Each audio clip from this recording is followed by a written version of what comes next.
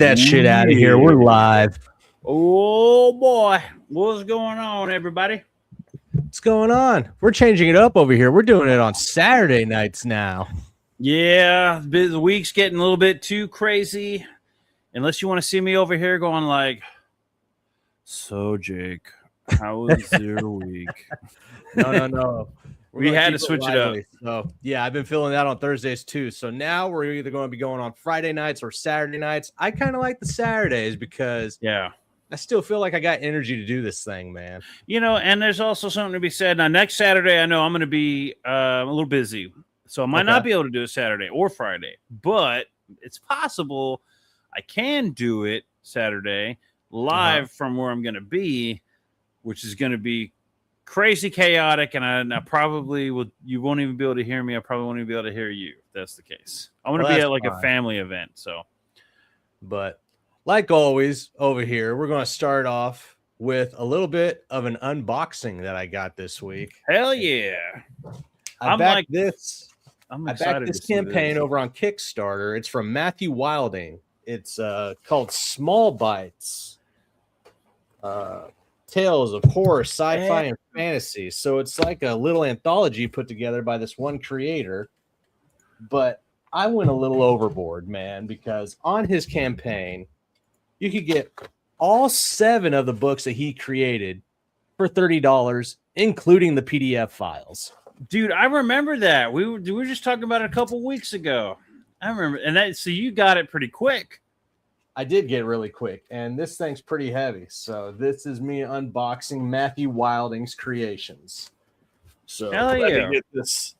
I remember when we talked about it, we were like, Small Bites looked real interesting. And I'm over here also trying to find it on Kickstarter because I know it's on Kickstarter, but Kickstarter's retarded, dude. It's trying to find something. Yeah, but look, really type in the name and it's 7 books for $30. Dude, that's insane. That's crazy. It's like Alterna. Remember Alterna used to do like $2.50, $20 will get you like 8 books. But I backed the Small Bites campaign. So Small Bites Volume 2 is what I backed, but all of these were on the Small Bites campaign. So of course we have Small Bites Volume 1. Jim Ballant has something coming out. This one's pretty cool. Of course, it has, a werewolf and a mouse with an eye on next to it. I remember that piece. And then, of course, Small Bites. I don't know anything about Matthew Wilding or whatever his name is. I don't either. This one just caught my eye because of the art that was on the thumbnail or the cover art. I remember that the art looked pretty cool. It was like weird. Like I'm glad to see we're seeing more books that are interesting and entertaining and looking. You know what I mean? Not just the same old my take on Superman, my take on the Flash. No, more unique stuff like thinking outside the box. We need more of that. More outside the box, weird shit. So that's Small Bites Volume 1 and Volume 2 back to back. And then we got something. Axolotl. That's a cool superhero because nobody's come up with a superhero called Axolotl, right? Not that I know. But it's also a little bit kind of like, hey, I wonder what nobody's done a thing about yet. Right. So it's like the Hulk or Pit, but it's an axolotl. That kind of drives me up a wall, though, that people just start making names and titles that absolutely make no sense whatsoever in any kind of context. And like I've got an idea for a story that's a hero that is, I would say, in the similar vein of like what hasn't been done yet. But I actually have a story behind it that makes sense to its to the character that I'm doing. Right. It's not just like, oh, it's Spider-Man, but because Spider-Man's taken, this is my version of a character that basically is Spider-Man. No. My thing is pretty unique and an original and weird. Yeah, trying to make it as weird as I can. Somebody created called Arachna Kid or Arachna Boy or something like that. Yeah, or the tarantula, like the whatever. Yeah, exactly. And then, of course, so those were 2 books. And then the next 2 are issue 1 of Old Devils. That's interesting. Issue 2 of Old Devils. Nice. It's good to have like, more than one. So you can you don't just read through one book and it ends on a cliffhanger and you got to wait 3 years for the next one. And then we got Free Hands issue 1. That's interesting too. Free Hands issue 2. I like that art. From what I can Right. see, that looks kind of cool. I like the colors too. And then we have this new one that he came out with, which is like a one-shot called Nightmare Man. Okay. Nightmare Man. Who's the artist? Is it Rowe? Something Rowe? Yeah, Matt Rowe. Matt Rowe. That sounds familiar. Matt Rowe's on all of his books. Wait, I take that back. Matt Rowe is on Nightmare Man, Free Hands 1 and 2, and maybe Small Bites, but I don't see any names because it's an anthology, so it's going to be on the credits page. I gotta say, Matt, if you're watching, if you ever somehow manage to find this stream, I have been on Kickstarter this whole time. I have tried to find Small Bites. I know we came across it because we like to just scroll through and see what's available, right? Yeah. I've typed in the name. I've typed in the comic name. I typed in Matt Wilding. Maybe I misspelled it. I don't know. And I've been scrolling for a couple minutes and I'm not seeing it. I did a Google search. I cannot find this fucking campaign. But dude, 7 books, each of them over 32 pages. For $30, including the digital copies. So we can actually look at the books when we review them through the digital copies instead of me just having to hold them up and flip through the pages. That's awesome. Yeah. That's exactly how it should be done. You get a physical and a digital at the same time. That way you can read it on your own. And then when you're ready to review it, you have it there to show off exactly what you enjoyed or disliked. Dude, I 100% agree with that. All right. Help me out. Let me do this. Finally, Matthew, all right, Mathew. How do you spell his last name? Maybe I just misspelled it. Mathew. Wait, 2 T's. Why am I echoing? I don't hear an echo. All right. And of course, I got his Sequential Decay sticker. So that's going to go over on my bookshelf with all the other stickers of indie comics that I've collected over the years. Matter of fact, I think I'm going to go do that right now. All right, I found him. Oh, bring that shit up, dude. It was an awesome campaign. I am so glad I came across this campaign, dude. I love it when people like make anthologies. I think anthologies are a good way to save money for new creators. It's a good way for everybody to learn what they need to do to be prepared to create their own issue when they're ready to go. Mm-hmm. And then it's a good way to see how people handle campaigns because you're only throwing a little bit of money in there because it's an anthology. You can do as few pages or as many as you want. You can like when I did Super Abled, 7 pages of story, 1 cover. That's it. And I caught the bug from that. And so now I created 2 more full-sized issues of Cobalt. And now I'm on to doing Brother Kit and Cobalt 3 and stuff. But I love anthologies. It's a great way to collaborate with many different artists, writers, and see what you guys collectively bring together for an audience. I love anthologies. All right, I found it, but it was not under Tiny Bites or whatever the Rick and Morty episode. Small Bites. Tiny Bites. Now, it's actually Free Hands 1 through 3, the Pirate Noir Continued. We'll bring that up anyway because it's still from the same creator. I'm pulling it up. And I just put the link in the chat. Anybody watching now or in the future, go to the live chat, and I've got the link in there. For as long as this campaign is open, you can go. We just saw this, 2-3 weeks ago, and he already got the book. So as long as this campaign opens, it is fulfilling right now. Here we go. Hell yeah. This is his current. This is Matthew. What's his last name? Are you sharing it? Am I? Yeah, I'm sharing it. Right? Okay, yeah, I'm sharing it. Matthew Wilding. Matthew Wilding's got this campaign, Free Hands. Am I frozen or are you frozen? I think I'm frozen. My shit's going slow. Okay. I was like, my internet's kind of weird for a second there too, but oh, there it is. All right, let me see if I Thanks, can CIA. I know you're watching. Stop messing with my bit rate or whatever. Yeah, my internet connection. This ain't cool, man. Yeah. There we Here go. we go. Free hands. We are currently at $1,139, pledge of a $2,500 goal. So he's already fulfilling, and he hasn't even matched his pledge. Is that right? Or is this like a new campaign? Does it have that? So maybe the one that you backed is closed, and this is the new one. Yeah, Small Bites Volume 2 closed. So this is the next campaign that he's working on, and I have Free Hands issue 1 and 2 that came from the Small Bites Volume anthology because I got all 7 books for $30. So all right, it is currently August 15th. You have 18 days to go. $1,139 currently pledged, 44 backers out of a $2,500 goal. Let's take a look at this. Hell yeah. Free Hands story. Dark days are on the horizon for the cursed crew of the Free Hand. That's cool artwork. Yeah. The sole survivor of a notorious pirate crew continues to recount his adventures at sea while in the shadow of a noose. In Chapter 3, he tells the ship's most dangerous battle yet and the troublesome cargo they recover.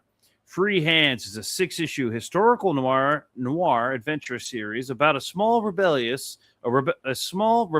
and little victories, often coupled with crimes and violence, tackling social and cultural struggles which are still present today through the lens of the golden age piracy. Anyways, sound like a mouthful. Yeah, let's take a look at. Let's just scroll on right here.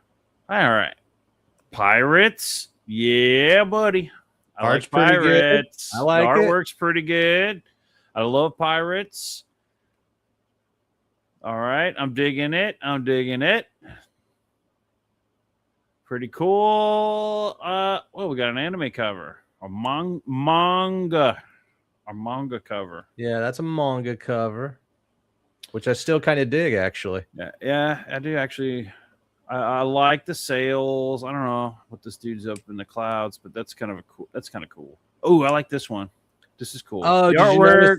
Did you notice that the clouds were kind of like his old Washington hair? Yeah, I did notice that. That's a nice touch.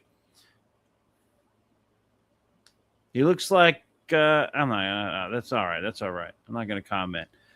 Holy shit, dude! Look at this. Look under his avatar. Matthew Wilding, 8 created, 222 backed. So this guy's not just in it for himself. He's backing other people also. Oh, shit. I was thinking out of the 8 created, he's been backed 222 times. No, he's backed 222 books. Oh, that's interesting that they put that information. So this dude, he's a true believer. No, I like that. That's a good way of how I look at people when I back them. Like when I first came to Kickstarter to look at books, when I first saw that, I was like, that's awesome. That's somebody who's also not just trying to take, but he's giving back. Yes, I'll definitely back him. If I see somebody who's created like, I don't know, 2 to 4 of their own books, but has backed 0 times, I don't waste time on you, man. Yeah, you know what? It's been a few years since I've actually thought about this kind of thing. But yeah, I used to appreciate like going to these big creators and then look at, wanting to go back their books. And then when you look them up, you see they've backed like tons of campaigns. Yeah. And you're like, you know what? This guy's cool. He's supporting, everybody around him, people supporting him. I want to support this guy too. And you don't see that often anymore. No, especially with these campaigns and these sites that don't really show any of that information. Like the Ripperverse doesn't show anything like that. What does he support? Because he doesn't. Yeah.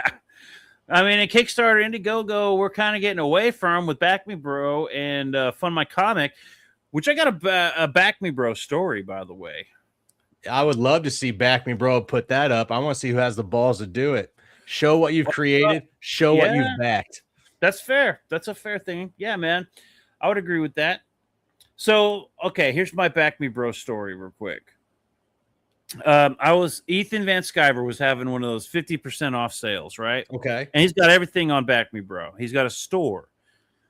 Now, Okay. Side note: Yanzi and Shane mentioned how the site doesn't work the same on a cell phone as it does on a web page. So everybody who listens to this, go through your computer, your website, your PC, because it is a little weird. It works on the phone just fine, but there's no tab for creators on the phone like there is if you're going through your PC.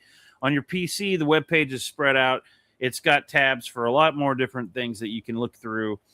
One of them being creators, and it gives you a list of all the creators they have on their site currently. And there's quite a few. There's actually like 6 or 7 or something right now. Okay. One of them is Ethan Van Sciver's All Caps Comics. He mentions he's got a promo code where everything's half off.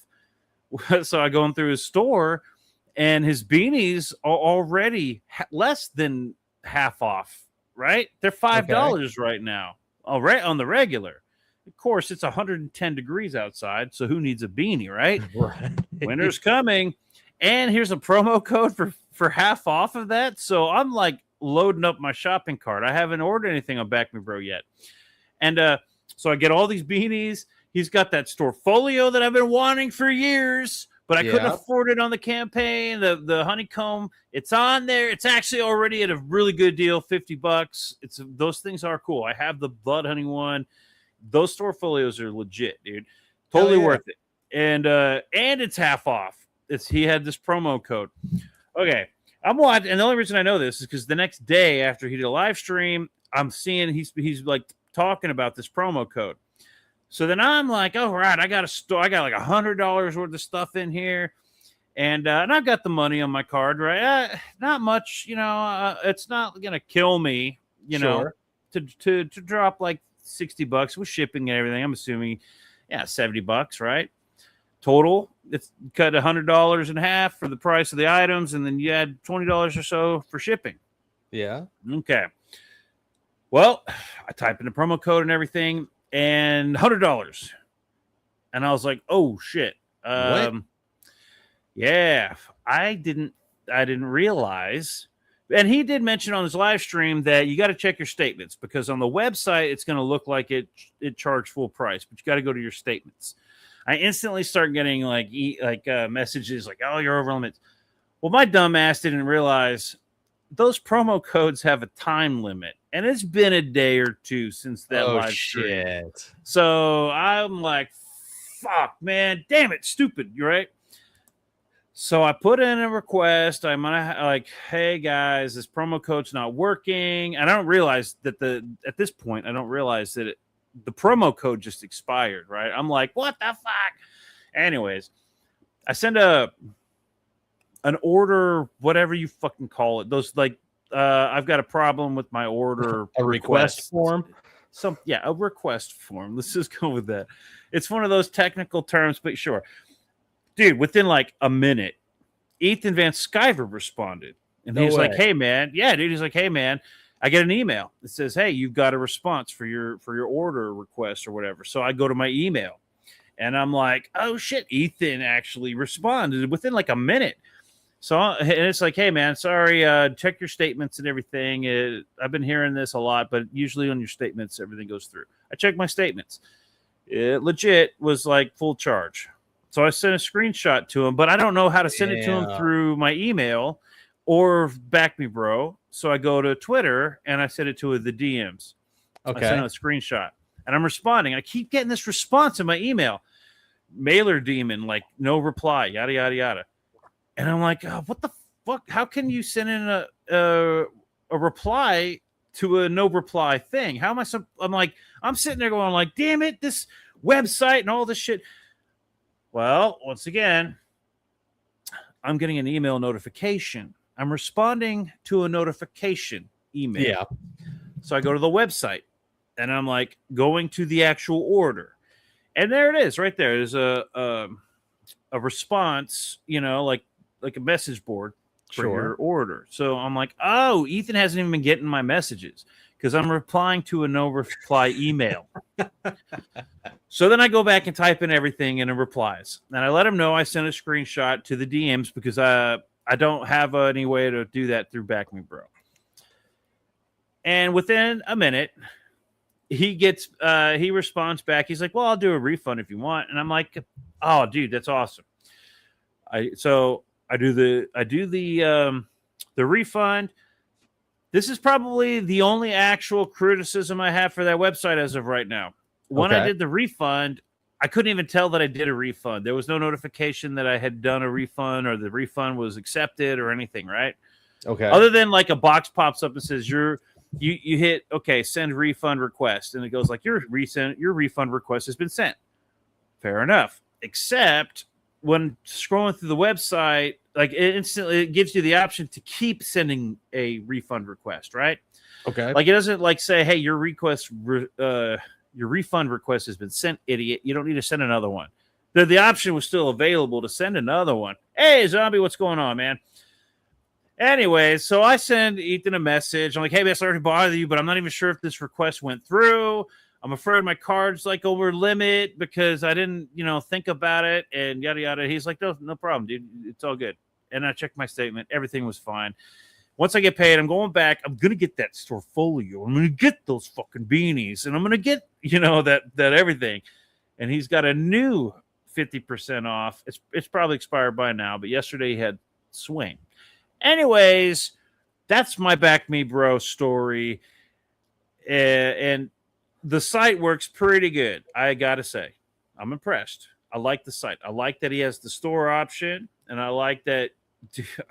I'm amazed that within a minute of putting in a request, an order request notification, yada, yada. Ethan Van Sciver himself responded within like a minute. So, yeah. Fucking hell yeah, Back Me Bro.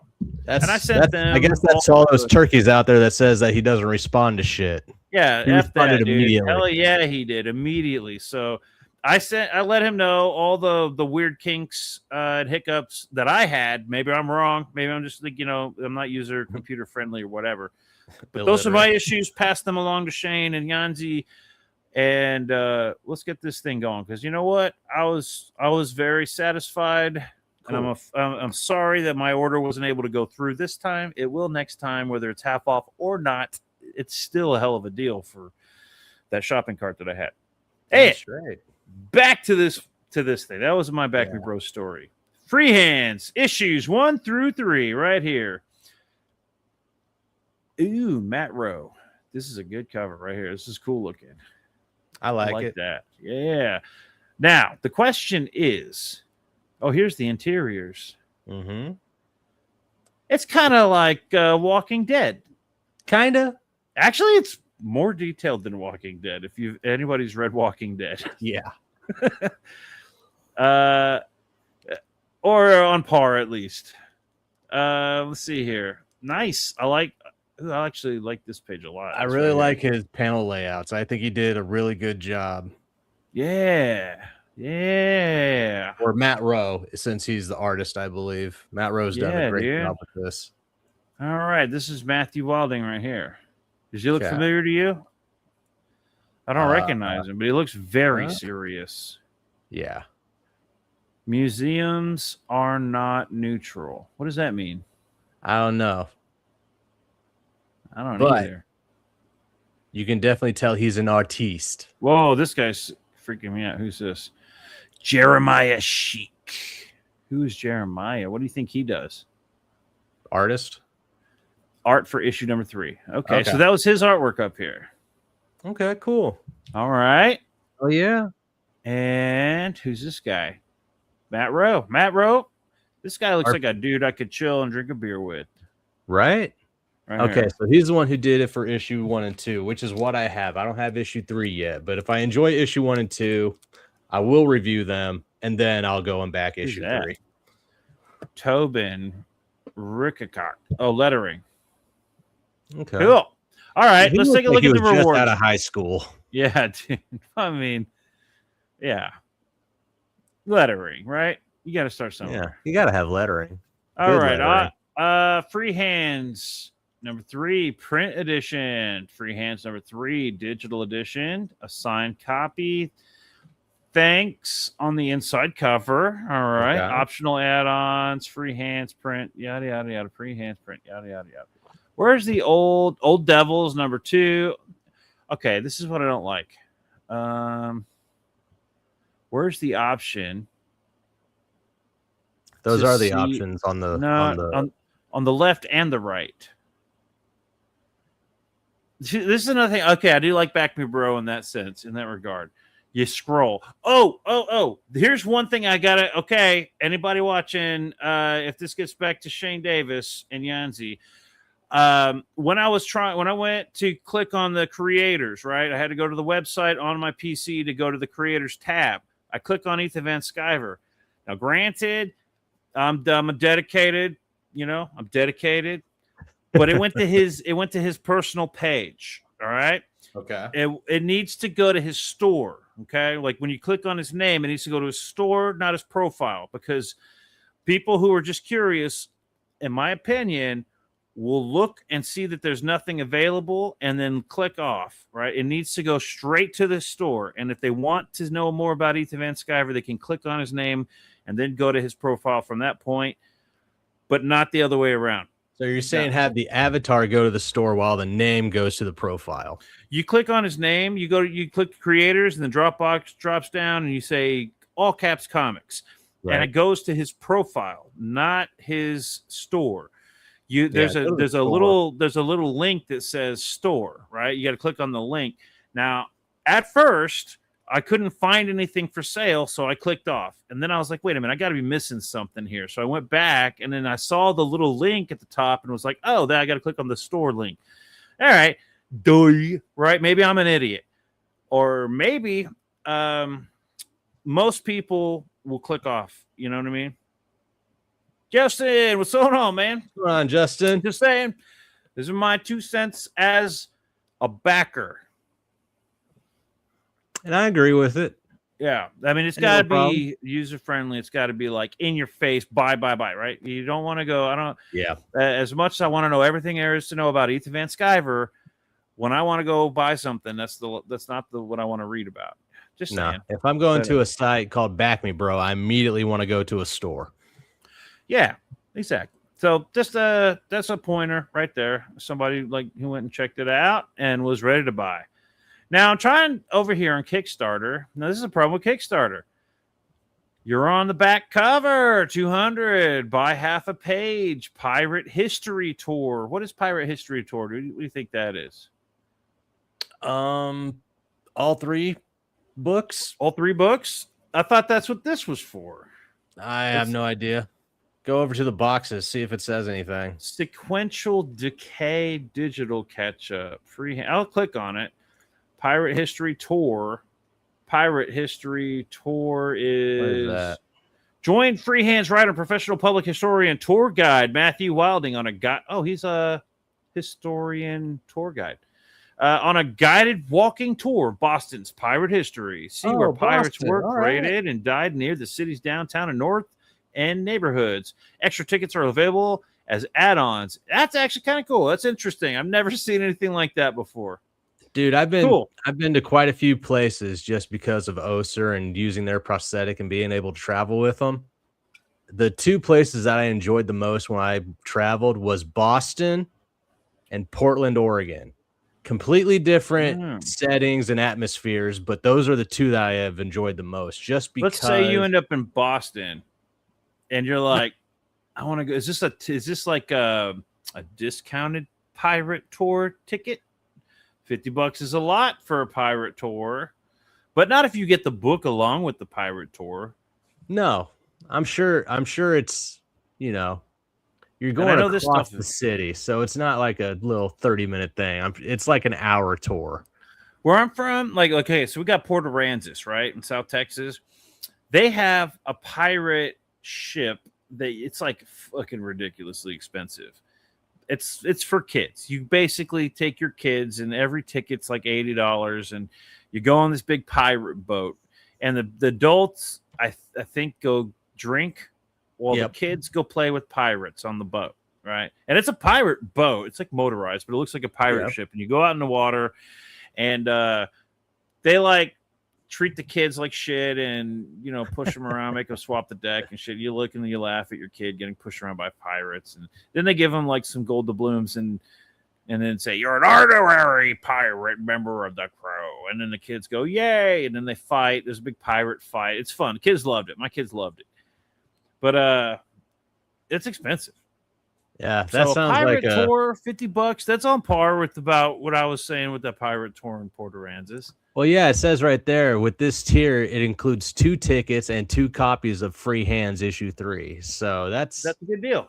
And the tour is tentatively scheduled for December or November 7th, 2026. Oh, so you're gonna be freezing your ass off. And you got to make sure you're there.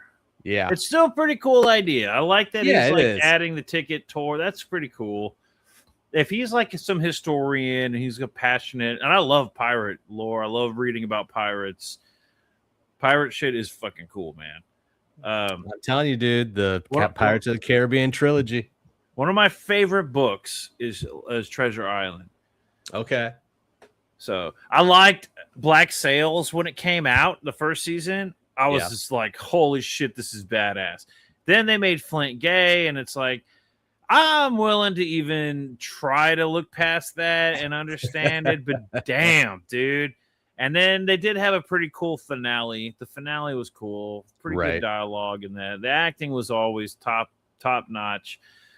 The man, what they did with Flint though, that was like, I mean, we all know what's going on there, right? We all know. Not happy about that. That's right when they did all that changes, because right there at 2017 was the cusp of when they had to start including shit we didn't want. Yeah, exactly. In your face every time, every show. Look at this right here. Sequential Decay Physical Catch-Up tier, $35. Look familiar? And what it comes with is Free Hands number 3 print edition, Free Hands number 3 digital edition, Free Hands number 2 print and digital, Free Hands number 1 print and digital, Small Bites number 1 print and digital, Small Bites number 2 print and digital, Nightmare Man print and digital, Old Devils 1 and 2 digital and print. So this is exactly what you ordered, except that it comes with an extra book and it's the same price. So that's 8 books for $35 plus the digital copies. I got 7 books and the 7 digital copies. I think I know which one I'm going to back. That is a fucking steal. Dude, that is a good deal. $35 for all that. 8 books, digital and print. So you're going to get your digital almost immediately, and then you've got something to read. It's ready to go. You're almost guaranteed to get them pretty quick, right? I don't know anything about this third book. In like a week and a half of backing. Well, yeah, but that didn't have number 3. So is number 3 ready to go? Is it printed? Are you going to get it quick too? Or are you waiting for this book to print? I know that's what I'm tell you once I back it. Well, that's what I'm curious about, because that's one of the things. Your book, obviously, we caught at the very end of that campaign because he launched this new campaign. So is this book printed? Is my question. Is it coming? Is it going out soon? Check the updates page. Oh, good idea. All right, let's take a look at the updates. Yeah, see, Jake, I don't think about these things. Yeah, hey, that's why we work together, man. When we work together, we create one good mind. Fuck yeah. Hey, folks. Well, how do you think he sounds? I think he sounds like Kelsey Grammer. I can't do Kelsey Grammer. No, he ain't. I'd yell a lot. Grammer, I would say. Hey, folks. Thanks for supporting Free Hands number 3. We had a pretty solid first day with 31 backers in the first 24 hours. We got a long way to go on funding, but wanted to let supporters know that pencils through, here we go, page 22 are done, and we'll be revealing some art more this week. Let's see the whole thing. More this week. In the meantime, please do share the links and boost posts about the project. Any help getting the word out right here. Yep, that's what we do. Is incredibly helpful. See you soon. All right, man. So here's my synopsis. Pages are pretty much done. They're pretty close. Which means he's gonna be going to He's gonna be going to print fairly soon. So you're probably looking what, like 2 or 3 months, 4 months, 6 months tops. Let me open issue 1 real quick. Let's see how thick this boy's going to be. Okay, so it's a little bit thicker than an actual just regular floppy. I think it's 30-something pages. issue number I one. want to say this is like 32 pages. Bam. Maybe. Called it. But yeah, that's pretty good. Still a hell of a bad. deal. And actually, that looks like pretty decent print job. Thick paper. Yeah, it feels exactly like a comic would when we get it off the shelf. Nice. This ain't flimsy. All right. Hell yeah. All right. So you might have a couple weeks, maybe a couple months. It's going to be more than a couple weeks. I don't want to lie. It's going to be a couple months to get this, only because they're printing number 3. And I did not see a tier for everything but number 3. And why would you want to back something, other than that? I don't know why, but it's like this isn't. I don't want to knock the artist, but this isn't like your ordinary like comic book art. This is very much the scratchy type style that I like. This is old indie comic art. It's not my favorite kind of art, which I hate that phrase, by the way, when people say it's not my favorite. Peanut butter and jelly is not my favorite. It's not my favorite. You know what? If you're hungry, you're gonna fucking eat it. That's right. And I'm hungry. I don't care if it's your favorite. I'm hungry for some content, some awesome books. But for what it is, I mean, it's swashbuckling pirates. This is the kind of art style that fits that. Yeah, that is totally on par with like Walking Dead. Anybody who's read Walking Dead, that is right there, man. I like it. This is a good looking indie book. Yeah, I like that. That looks cool. And it's pirates. Can't go wrong with pirates. No. So everybody, head on over to Free Hands. Okay, hold on. Kickstarter, just so that you can find this campaign. Let's go to the campaign. And I got the link. I'll put it in the chat here in a second. Where's it at? Okay, Free Hands 1 through 3. The Pirate Noir continues. For the price of your typical campaign, $10 more than your typical campaign, you can get 8 books plus the digital versions. So you can actually read the digital versions, right? You can read those, and while you wait for the books to come in. I think it's a sick deal. I really do. He needs more backers. Yeah, man. This is another one of those. It looks like something people are missing out on. Not only are we promoting it here, I'm going to put it on my Twitter page or my X page so people can see it there too. And I'm tagging the shit out of it. Yeah. All right. Take a look at Free Hands. Not Free Hands. Tiny Bites. Or should I look through this guy's while you're doing that, I'm going to go to his page, look for Tiny Bites or Small Bites. Tiny Bites is from Rick. There it is right there. Tiny Bites. So this is the campaign that we saw. That's the campaign I just backed to get all these. Yeah. They said 68. Dude, 68 backers, and this guy, he fulfilled. You know what? He fulfilled. He didn't say, I can't get a letterist. No, he's like, I got a guy out of high school. I got a guy fresh out of elementary school doing my lettering, and he did a damn good job. He didn't do some, WTFs in his word bubbles. He had this thing with 68 backers, $1,336. He fulfilled his campaign because he's a serious creator. He believes. He didn't whine and cry, about how $50,000 wasn't enough to pay his bills for 5 years and then run away with everybody's money. We sure do give Rob Hunter some shit over here, don't we? I'm not happy with Rob Hunter. Very not happy with Rob Hunter. Whatever he did on live streams, whether he's a nice guy or not, whatever, you don't do what he did. Sorry, he did it the worst way, in fact. I really do hope that my comment to him on X before he deleted all of his shit was the final nail on the coffin. Catalyst. I hope that's what ran him off. Well, I was in his updates also going like, bro, what the hell? And at the same time, he's like throwing a big fit about you commenting on his lettering. It was shitty lettering. It was shitty lettering. Let's see. Justin, do you think Rob will ever live it down? He better not. Not until he either fulfills. Not around these parts, he won't. I won't let him. Yeah, you don't do that. 50 grand and he's crying like a baby. That's insulting on so many levels, dude. Like, no shit. It's like you got people fulfilling with like a grand, less than a grand in some cases, and they're doing a damn good job with a good book. They're good books, woefully underfunded. This motherfucker got 50 grand and complained because he wanted 100 grand. Yeah. And what did he do with the 50 grand? He wasn't making a book with it, paying off his debts or some shit. I tell you right now, that's not how a king acts. That's how a queen acts. He was a fucking queen. He was a yeah, dude. Not happy with Rob Hunter, and I liked the guy up until that point. He wasn't great on live streams from the very beginning.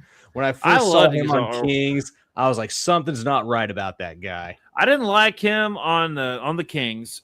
I thought he was an all right guy, but he wasn't entertaining or anything. He was like I don't even know what he contributed to the show is what I'm getting at. Nothing. But his artwork was really good. He had really good artwork.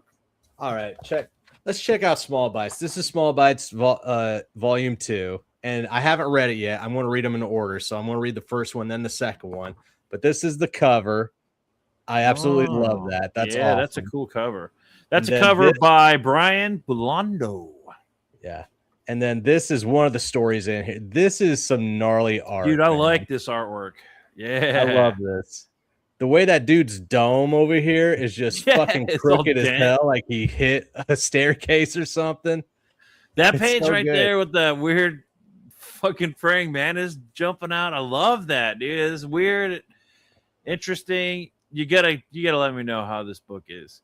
I'm going to we gotta review it, right? I love weird, creepy shit like that, dude. You know who does great anthologies around these parts, other than well, I can't really say if it's good or not yet because I haven't read it, but I suspect it's going to be Matthew Wilding, his anthologies, and then of course the Soto brothers. Yeah, we're gonna be talking more about them soon, right, guys? Yeah, right, Justin. We're gonna be talking about y'all soon, right? Yeah, we should be. All right, Ugly on the Inside is that book story because this is an anthology that's by Dave Fowler. Yeah, looks fucking cool. Now I do remember Small Bites. Could Have Been Me by Austin Darby. Remember this? We had a lot to say about the colors. Can you open up to this page to see how it actually printed? Because we had a lot to say about the colors on this. All right, let me open up. How everything colors are actually like. Yeah, so that's everything blended. That's together. The thing that I say about digitals. There's a difference between digital colors and physical colors. They don't translate on the paper as well as they do on digital. So I'm assuming it's going to be a big black mess. So, but let's see what page are you looking at? I'm looking at the page where they're like, okay, leave it there. Yeah. That's what that looks like. Yep. It's almost equal. It's just a little off. It's a little bit darker. Yeah, it's usually on how the it goes. Physical copy, but it doesn't bug me that much. I still don't like how dark it is. I mean, the brights are about the same, so there's more contrast. Yeah. So it does pop a little better on a page than on the online, but still, man. Like you can tell it's brighter on the digital, of course. I mean, that's the digital page right there. Mm-hmm. And then over here, it does get a little bit murkier, but it doesn't seem like it looks as bad though. No, it doesn't look on bad. The page. On the page. Skip a page. I want to see the next page. Let's see how it looks. Maybe it's just a setting, a mood thing. Oh, it's definitely a mood thing because they're using the candlelight very regularly on here. Okay. All right. Now hold on. I can't make out anything that's happening on this page. This is a problem. Like this isn't like maybe the story's good or whatever, but just as a spectator, I'm looking at that just from the screen because I don't have it in front of me. But just in front of me here, just looking on the screen, I am seeing a bunch of black with a couple of white blobs and a couple of like highlights of color. I can't make out anything that's happening. I'd have to really get in there and figure that out. I can see what you mean because right here there should be like a post that's holding up the ceiling. There's the doorway. They're dragging somebody through. and then and you got all that white space, right, for the panels. That makes it look. It makes it look weird. You should have filled in every inch of that page if you're going to do that. Yeah, because the white contrast just brings it out even more. And this is just a critique. Who did the colors? Austin Darby. I don't know if he did the colors or just art by Austin Darby. All right, Austin, you gotta do some research on coloring because print comes out darker. And even online a couple weeks ago, we had commented on when we backed it because it still looks cool enough to back. But we did comment on the coloring kind of blending together, being real dark. So in the future, that's something to keep in mind. Yeah.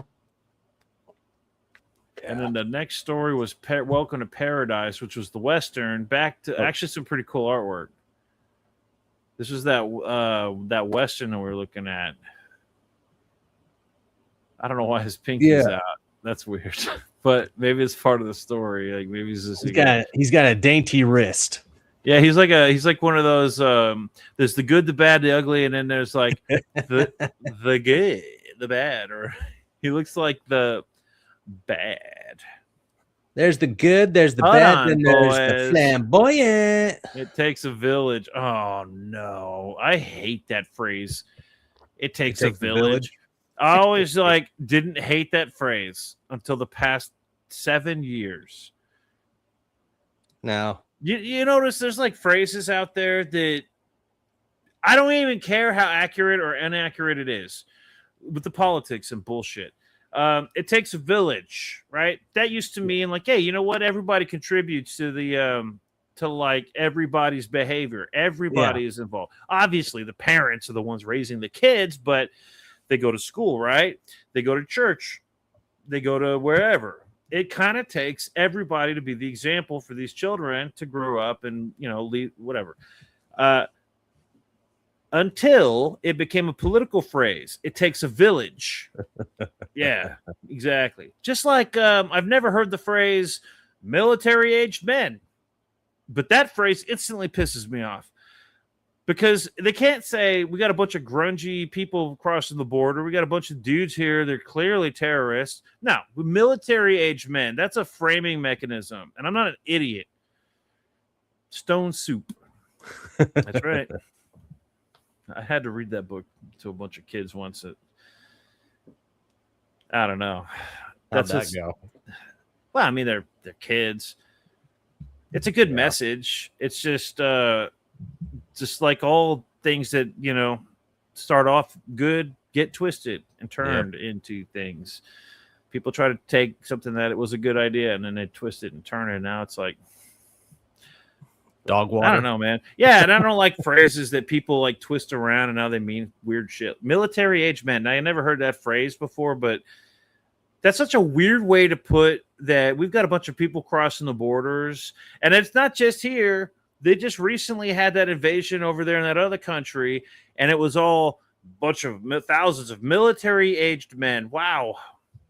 Yeah. If I wasn't an idiot, I would think that you were trying to tell me something.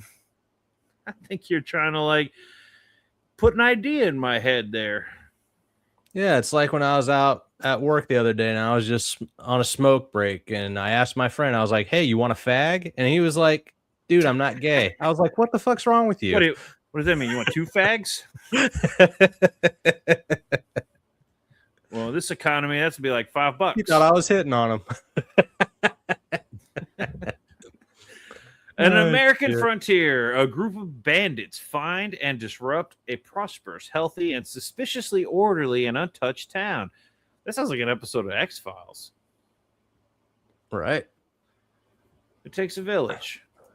I've never heard military age before today. No way. There's no... Dude, I envy you because you must not watch the news in the past fucking 8 years or whatever. That phrase, every time I hear it, I was almost like, it makes me cringe, man. And I don't even like that word cringe. That's a new word that I don't like. Does it trigger you? Yeah. Yeah, I'm triggered. Cringe triggers me.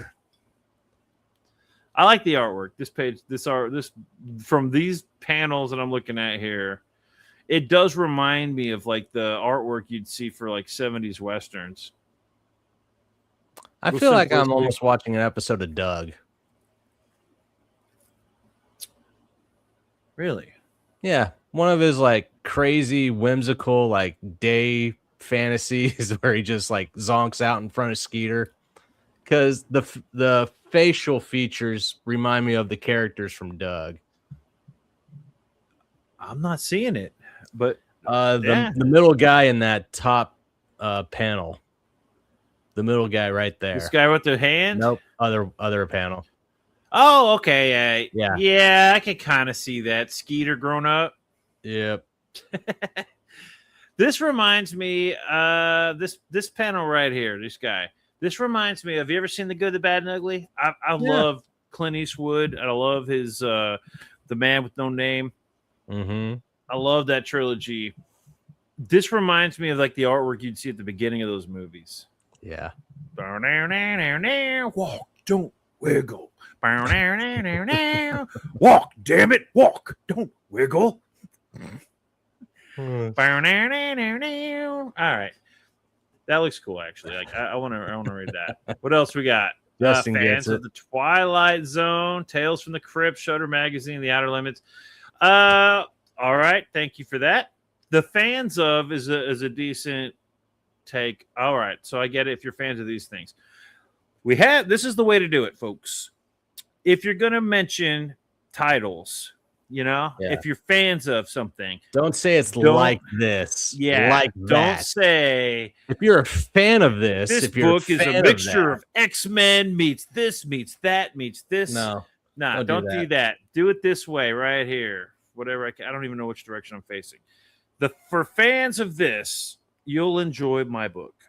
That's a good way to do that. We've mentioned that before. Yeah, but it hasn't landed on ears yet, though. It's landed on deaf ears. You know what, Jake? One of these days, people will know of us.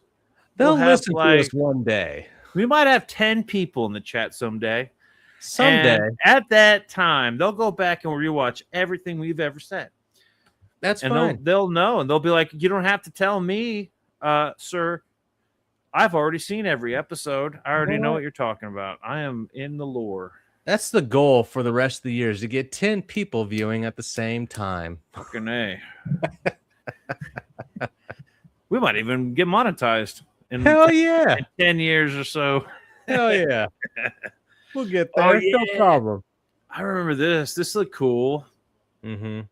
This page right here, I remember going like, it's pretty cool. Elliot Rodriguez just posted his Ninja Turtle. He had a Ninja Turtle piece. It had a lot of splatter in the background. I thought that was a cool technique, and I don't really ever seen that very often. I see it right here. John Malin mentioned something about splatter. He doesn't like splatter. Splatter is awesome. I think splatter can be overdone or lazy, but it doesn't mean you don't ever do it.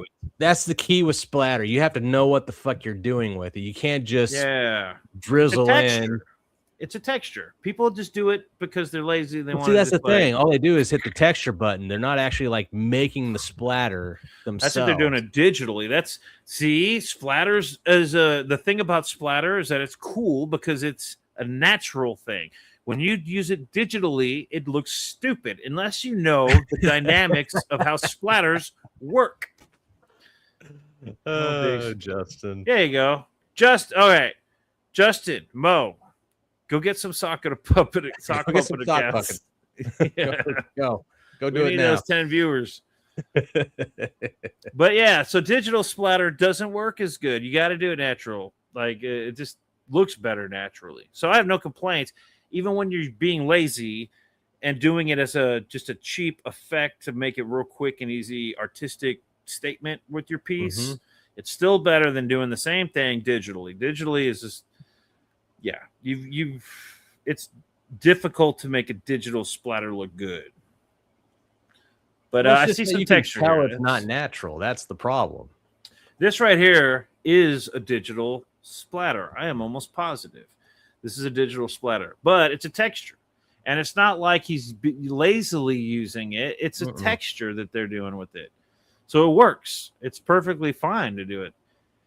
And originally, I don't know if I would have originally said this is a digital splatter. Just looking at it, I really like right off the bat. But then I look at it a little closer, and let's open it up. Can I do that? There we go. Let's look at it a little bit closer. All right, that's pretty good. That looks legit. The splatter itself looks fake.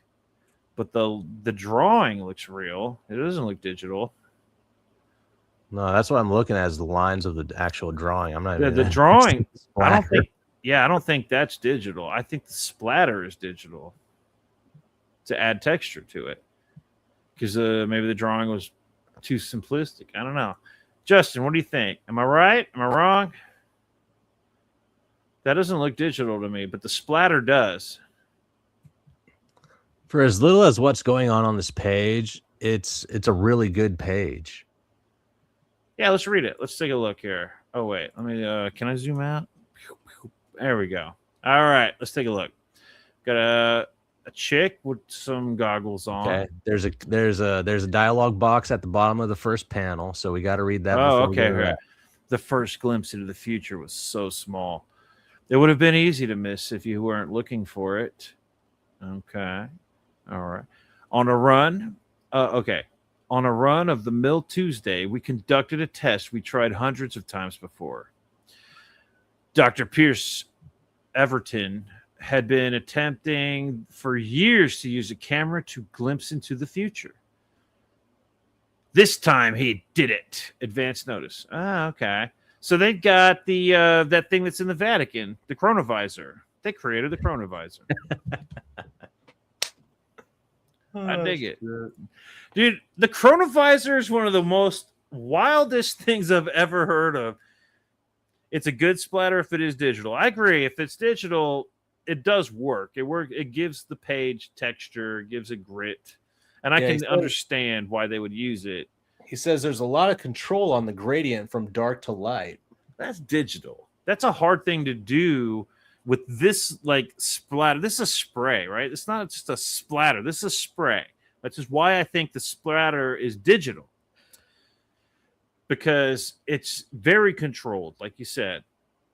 And so you'd have to use a toothbrush or something, which can be done for a fine mist. But I don't know, man. Looking at the skill level of the drawings, I don't think they'd have that skill level to do a splatter technique. So I think the splatter was added because the drawings are kind of simplistic. And if I imagine this without the splatter as an actual drawing, I can see it being very plain, and it needed some kind of atmosphere, which the splatter gives. And so I think they went back in and added that later. That's just my take. Maybe I'm completely wrong. I might be a complete idiot, and I'm just talking out my ass, but that's what I think. That's a Tuesday. And who cares? Because it looks good.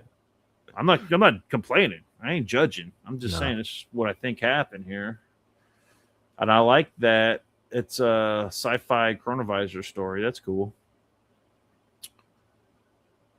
So everybody, go check that out, dude. This was Small Bites. This was the one that Jake just got in the mail by the creator, Matthew Wilding, who currently has a book. What was that other book called? Free Hands 1 through 3. Hands. Issue you can 3. Get all of this, $35, digital and physical tiers. Pretty sweet. Now, there was something I wanted to share. I'm going to try and drag my tab over. Here we go. Back me, bro. This is what I was talking about. You see this tab right here? Creators. All right. This does not show up on the app. Oh, no, it's not an app, but if you were to like Google it on your phone, that tab does not show up. That's fine. It's you still have the projects tab, but the problem with the projects tab is that it's only crowd funds, not stores. So there are 4 crowd funds, and that's the problem with the app or with the phone. You're only going to get access unless you type in the search bar because you know who you're looking for on your phone only. You type in projects, and you're only going to get access to 4 crowd funds which are these four. The Shane Davis, For the Fans, Shane Davis and Glorious Rex, and then the Fantastics. Okay. Now, if you were to go to your computer, then you can go look up the browser tab and you'll see creators here. Now, creators, we've got 8 creators. And I went over to All Caps Comics.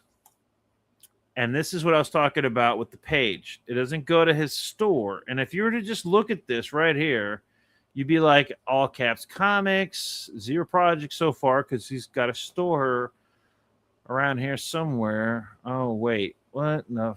What? What am I? Where's it at? Where's it at? Damn it! This is what I was like the other night. I was like, damn it! And so I'm like, what the hell? I clicked on creator and went to All Caps Comics. I'm not seeing anything. And I'm like about to walk away. But Jake, I'm dedicated. I really wanted that deal. I know you did. So I read everything, badges about the creator.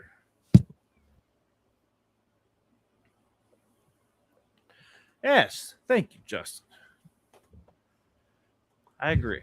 Thank you for agreeing with me. So I'm over here on this, and I'm like, what the fuck? What the fuck? What the fuck? Oh, right here. This little button right here. Mm-hmm. Boom. There it is. All right. Now we got the store. This needs to be flipped. Shane, when you get this site up and running, that needs to be changed pretty quick on storefronts. Just saying, because your average person will probably click off. And it's not something you're going to train new audiences to just click on the view store. It's not that big a deal, idiot. No, you can't. Based off of some of the people I've met, this needs to be the first page people see right here. Anyway, what do you think? What do you think? Am I wrong, Jake? No, because you want to see that there's a lot to offer on the first page that you witness on Back Me Bro. And just seeing 4 campaigns versus being able to see all this that's on here. Yeah. It's a good service. All right. So first of all, these deals are already really good deals. And if you watch Ethan's channel, he's dropping these promo codes, right? For half off. Look at this. Okay. I'm going to scroll down to the bottom because this is where some of the... I wanted this this little bug folder thing, the milkshake pic, the girls. Yeah. Vispa's picture. So he's got a little folder, right? $5. But with that redemption code, $2.50. Whenever he does a half off deal. All right. You got these pit posters that are $20, $10 for a poster. Are you fucking kidding me? This is where you go to like stock up. You got $100 saved up. You're like, I need a lot of cool shit. You go over here. You just click. These beanies, $5. They're already a hell of a deal. And then when he has one of those sales, it's $2.50 for these beanies each. I was like, holy shit. Good. And then, of course, this is the store folio that I was talking about. I've been wanting this bad boy for a while. But he always had it on sale with something or, this or that. You could never get it by itself. And it was always like $100. Now he's got it for $50. That's pretty good by itself. And when he has that promo, you can bet I'm going to order it. All this stuff is cool, man. This is what we need right here. A storefront. Everybody can have a storefront right here. I like it. Now, Fund My Comic has a similar thing going on, too. And I like that. This is new, so we're going to check this out today. Projects. The website's new. 4 projects. We got 4 projects going. So the website's new. 2 of those projects are Shane Davis projects. Of course.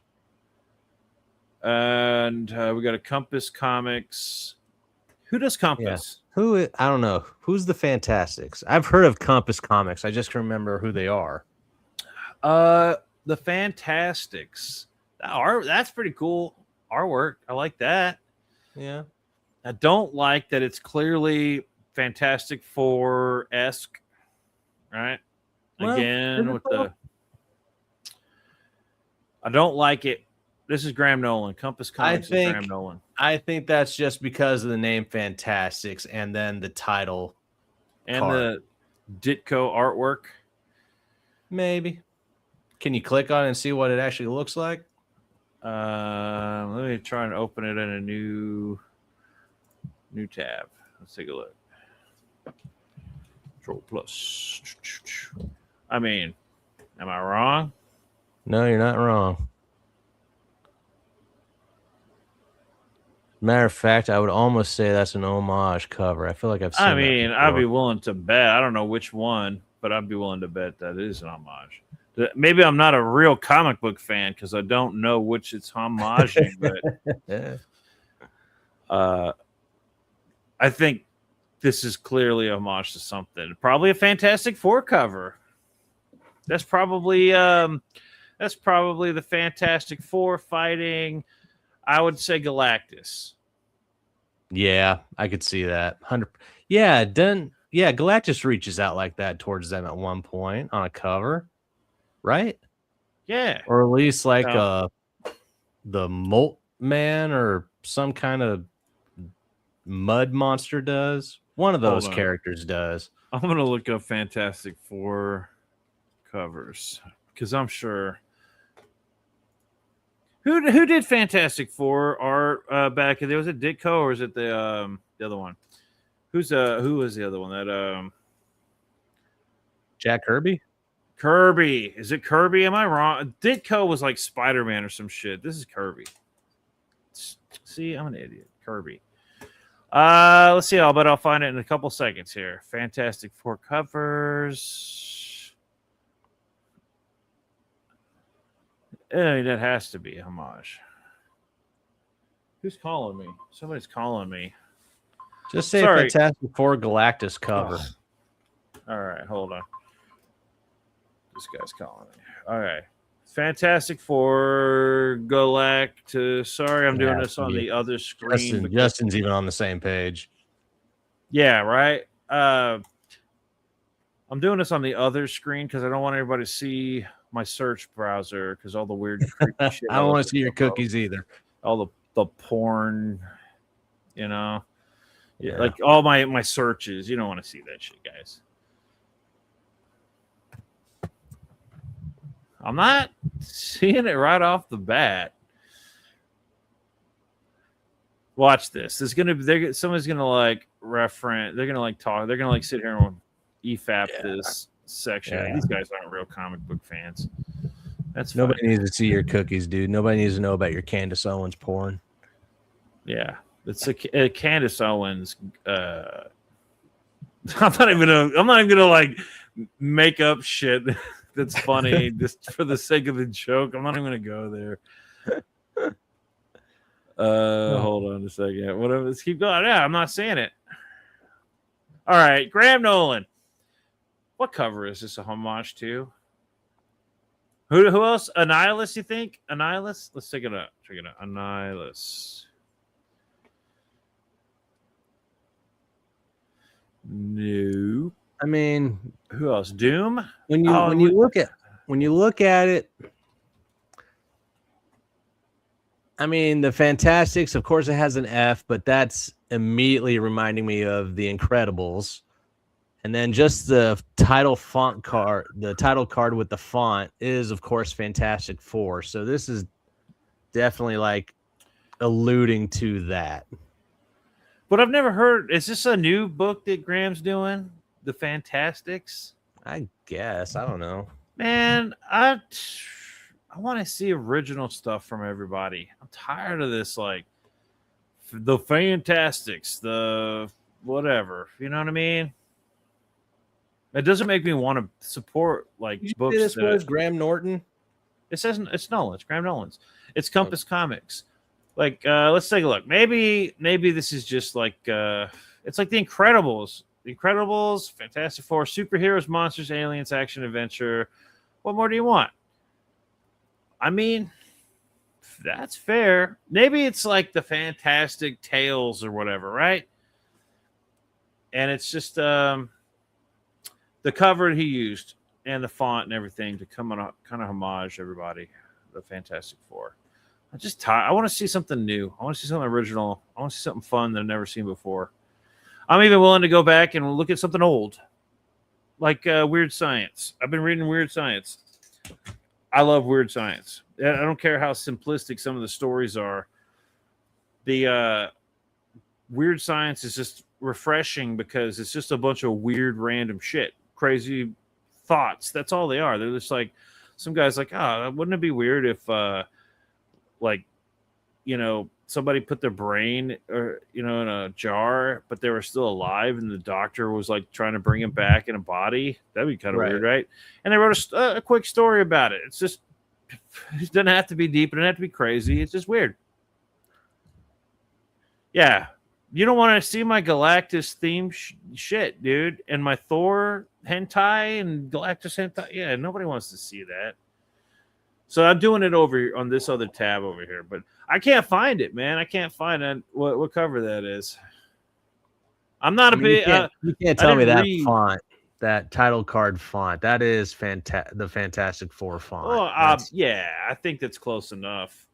It's probably legally distinct, but it's cool. I love Kirby and I love Ditko. I love all that old school artwork, and I'm getting more into it the older I get. The older I get, the more into the old comic books and stuff. It's just because they feel more real. Dude, I was reading something about the X-Men. It was an X-Men book, and it was like this a stupid slice of life shit. Maybe it was Rogue. I think Rogue did something. I can't remember. This was like a week ago. And I was reading a bunch of weird shit. I was reading 80s Dredd, Judge Dredd. And then I just like clicked on the wrong button and it brought up one of the more modern X-Men books. And it had to do with Rogue. And Rogue was doing something. It was just stupid because it was like, what if Rogue... I can't remember what it was. A modern book recently, Rogue did something stupid that was like, they're still doing this shit. Like, what if Rogue like took the Hulk's powers or something like that? I forget what it was, but it was just stupid. It was like a stupid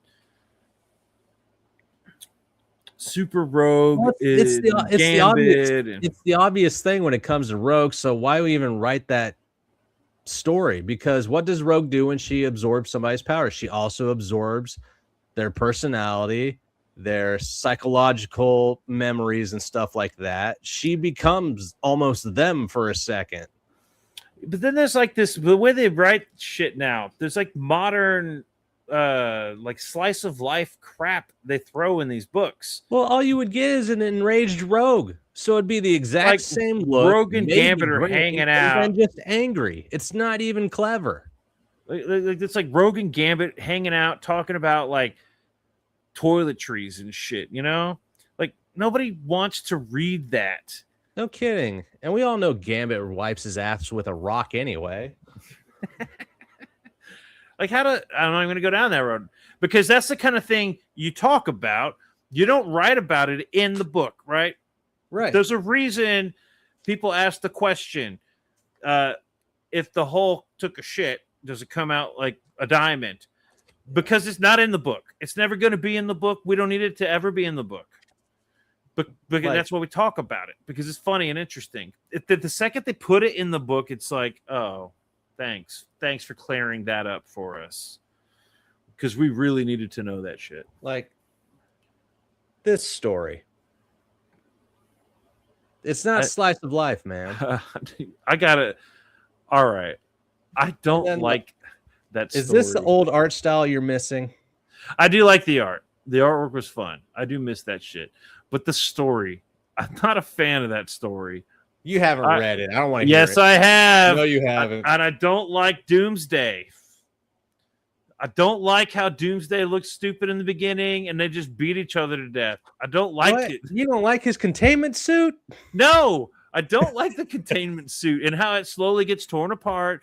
And eventually gets turned into like the Doomsday, and eventually it's not like Superman like cleverly defeated him, or he somehow cleverly defeated Superman.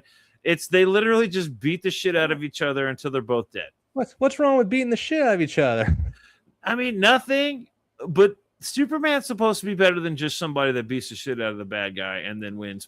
or they both like KO'd each other at the same time. That's like saying Wolverine's supposed to be more than an angry dude with forks. Go to the page where they KO each other at the same time. That's the dumbest fucking page I've ever seen. The artwork's like awesome artwork. Not judging that, but that double whammy is a fucking retarded. You talking about that one? Yes. I don't like that.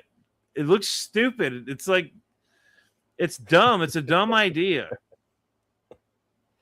And then they're both. Like it should have been like a double page splash, and then instead of a single page splash. If that's the Dith Blue, that should have been way more impactful than that one page spread. Like, sorry, I read it, dude, and I was not impressed with that story. I know everybody was all the rage because they wanted everybody to buy it.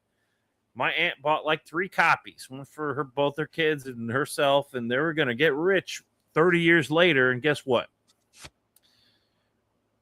I don't know. They might be able to get twice what they paid. Absolutely nothing. I don't know. I like the story might not be that great and everything, but the aftermath of how every character reacted to Superman's death, Batman, the Justice League, and then the reign of the Superman stories came along with Steel, Superboy, the Eradicator, and all of them. All that came from this one single story. And I think that speaks volumes to who the character of Superman is. And that's fair. That's totally fair. Because that's where good storytellers came in, right? Right. And I didn't read any of that shit, so I'll take your word for it. But I read that one. Yeah. I mean, come on, dude. I had to read that one. I'm not like, what do you call it? Holiday comic book reader. Yeah. I don't just go to church on the weekend, on the holidays. Right. I like to read the comics. What if Rogue absorbed She-Hulk's fashion sense and her sweet tooth? Whoa, this week is on escapism. Well, if it's that cover where She-Hulk was running around naked in the bubbles, like, I'm down for that. Oh, so, speaking of which, what do you think about the casting of Rogue? All right, I'm gonna pull this down for a second, and I'm gonna pull up something else here in a minute. I'm gonna want to find it. Speaking of Spider-Man, honestly, after No Way Home, I was really hoping we kind of get something like this. Hold up, I can't see. Oh, yeah. No, I haven't seen Spider-Man yet, but from what I've gathered, the speculation that he was getting the black suit is not true. I'm hearing that's. It wasn't even speculation of getting a black suit. I was looking forward to seeing a 6-armed Tom Holland turning into the Spider. Okay, and I heard that earlier on. That wasn't going to happen. I was hoping for Man Spider too. All I did with the same kind of storyline was that his eyes became like black scleras. That is it. That's stupid. They should have done it. They should have gone all out. The way I put it is that Spider-Man Brand New Day is just reverse engineered Sam Raimi Spider-Man 2. Interesting. Because what happens in Sam Raimi Spider-Man 2? He gives up the suit, right? And then as soon as he does that, he starts having these weird problems with being able to shoot his webs and everything. He has problems with his powers. That's exactly what happens in Spider-Man Brand New Day. He gets depressed, issues with his powers, starts evolving or hormones. That was some bullshit. It's a fucking genetic mutation. We're introducing X-Men. Use the fucking word mutation. We don't need to use the word hormones. It's not a fucking 13-year-old hitting puberty. It's not a fucking 50-year-old going through whatever it is 50-year-olds go through. This is a college student, and you're telling me about hormones when it comes to his genetic mutation. Weak. That is weak sauce. Bringing in Jean Grey, obviously we're tapping into the mutant thing. Because you're doing the Man Spider story, they should have turned him into the Man Spider. 100%. Now, I haven't seen the movie, but obviously if that had happened, that would be all over the place. That would have been fucking sick. But that was when he went to the X-Men for help. So they had to have done that. So the fact that that didn't apparently is a little bit disheartening. Now I hear it's still a really good movie. Here's how I'll put it for you. I would not give up Sam Raimi's Spider-Man 1 and 2. I would not give up Spider-Man Homecoming, Spider-Man Far From Home, No Way Home. And I would put it above Spider-Man 3, Spider-Man the Amazing Spider-Man 2. And it sits right there with Andrew Garfield's The Amazing Spider-Man 1. Why does everybody... Okay, I didn't like Amazing Spider-Man 1. That's what I'm saying. But I didn't like the suit. The story was acceptable. I like Andrew Garfield as Spider-Man. Brand New Day. I hated the suit.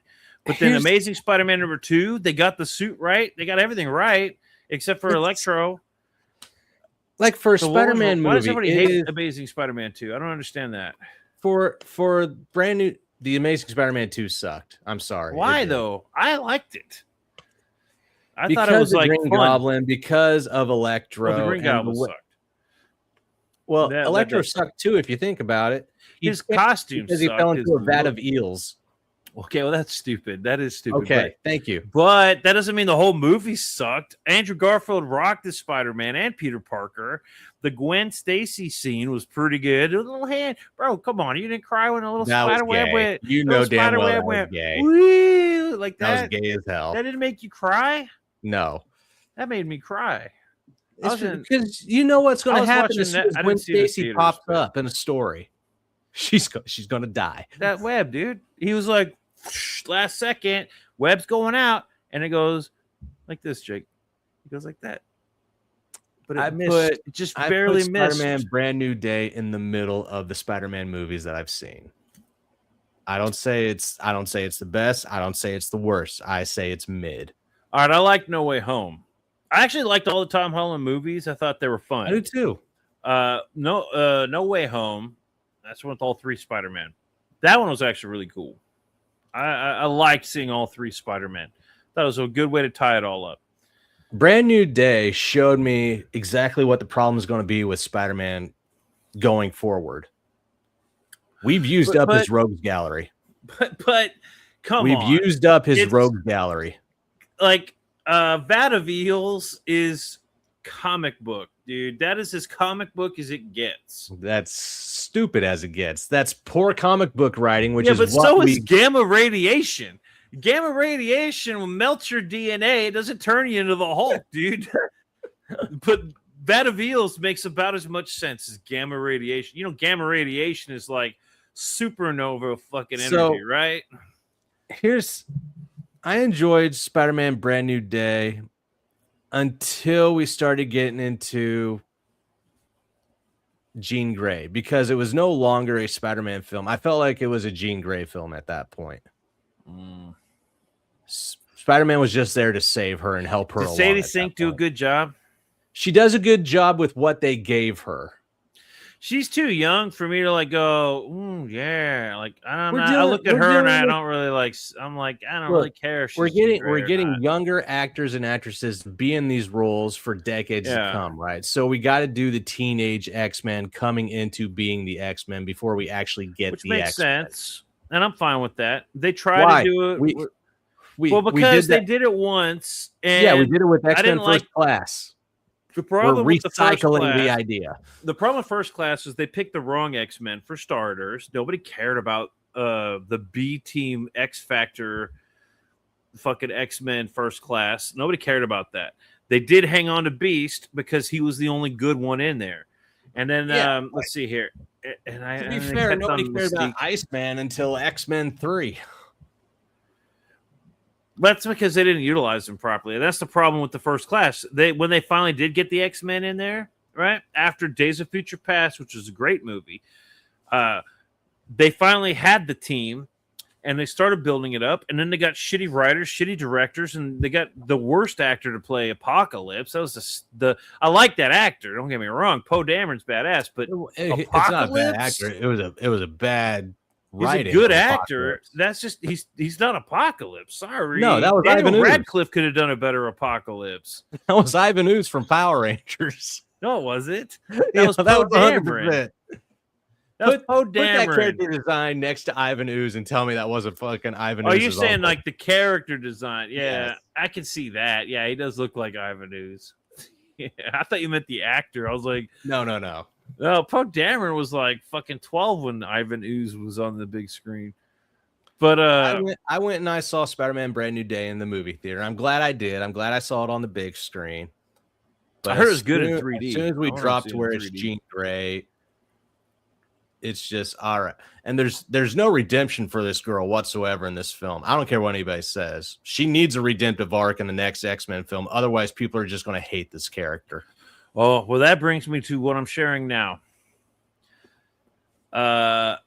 Indy Navarrete. Indy Navarrete. Rogue. What do you think? Do you know who that actress is? I don't think so. Did you see Obsession? No.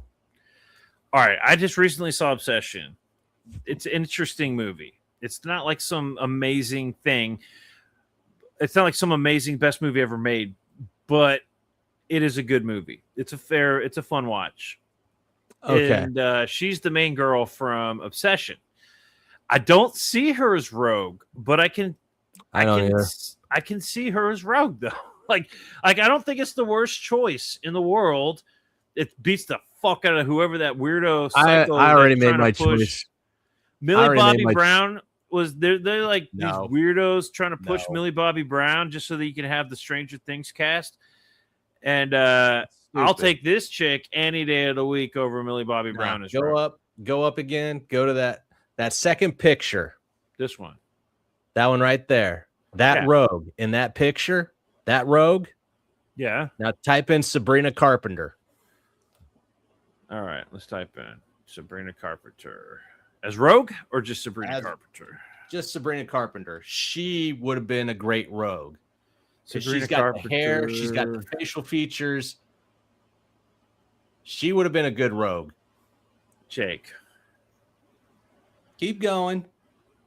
Jake. She would have been a great Rogue. This thing. Mm-hmm. This. Yep. Enhance. Zoom in and enhance. This as Rogue. Hey, we can. She has no ass. We can she enhance has no body figure. Parts. We can enhance body parts, but she I'm has saying to boost these things up she's with got like the big fucking hair. duct tape. That's exactly why, Justin. Carpenter is just Dolly Parton in Trolls form. Thank you. That is Dolly wrong. Parton had a figure, and that's a I'm nice telling way you of right saying now, she had a big rack. She's got the big hair. She's got that face that does that look. All right, halfway's got the face, and I'm ignoring the fact that she could have the hair. I am saying she's got the face, but she does not have the body. Yeah, you're worried about the assets. I get it. And I mean, I'm one to judge. I'm over here talking about how the indie Keep girl, she going. didn't have any figure either, but she's got a prettier face than this girl. I'm just saying she could do it. I mean, you're not wrong. She could do it, but Oh, dude, if you laid on that country accent, I'd head over heels. I don't know, man. Let me see here. Let me take a look. No. I mean, she beats Anna Paquin. At least later Anna Paquin. Like the very first appearance of Anna Paquin. I don't even know, man. I don't even like Anna Paquin as Rogue. I thought Anna Paquin was a dumb choice. She kind of pulled it off. I first saw Sabrina Carpenter in the revival for the Boy Meets World spinoff, Girl Meets World, where she was the best friend in the Girl Meets World. And the way she dressed in Girl Meets World, the tomboyish style, Rogue, 100% Rogue. Yeah, I could see that. But here's the thing. Rogue isn't about being a tomboy. She isn't about being like, even this girl here, right? She's not Megan Fox or whatever, right? You wouldn't want Megan Fox to be Rogue either. I don't want Megan Fox in anything. Megan Fox is just weird looking. Maybe early Megan Fox could have maybe pulled it off. I don't know, before she got a tan. Here's the thing about Rogue. She's a cute Southern girl who's hot, right? Who can't touch anybody. It's like she's like that thing you want to touch that you can't because you'll die. And that's the problem. That fits Sabrina Carpenter's character because she's a very sexualized character when she's on the stage. So having to play the opposite to where she can't do anything like that, I think that would kind of raise props towards her. She's being sexualized. She's very sexual when she does her stage performances. All right, let me take a look. All right. Let's take a look. All right. That's better. This is better. Better. Not great. Because she looks like a Barbie doll. Let's just say she looks like she's height challenged. She looks 4 feet tall. Right. She looks like she belongs in the 6-man circle of black dudes. Rogue doesn't like strike me as somebody who's like, that dude, come on. She's like 4 feet tall. She's too short. And I don't know, man. She can fly. She can make up the difference when she hovers. All right. I'll take it. That's not horrible, but I don't know. I probably would not be happy if this girl got it. But it's Rogue. Rogue's like the epitome of what like every young boy and man wants, right? Sure. So every guy puts their own fantasy into Rogue, and maybe that's the beauty of Rogue.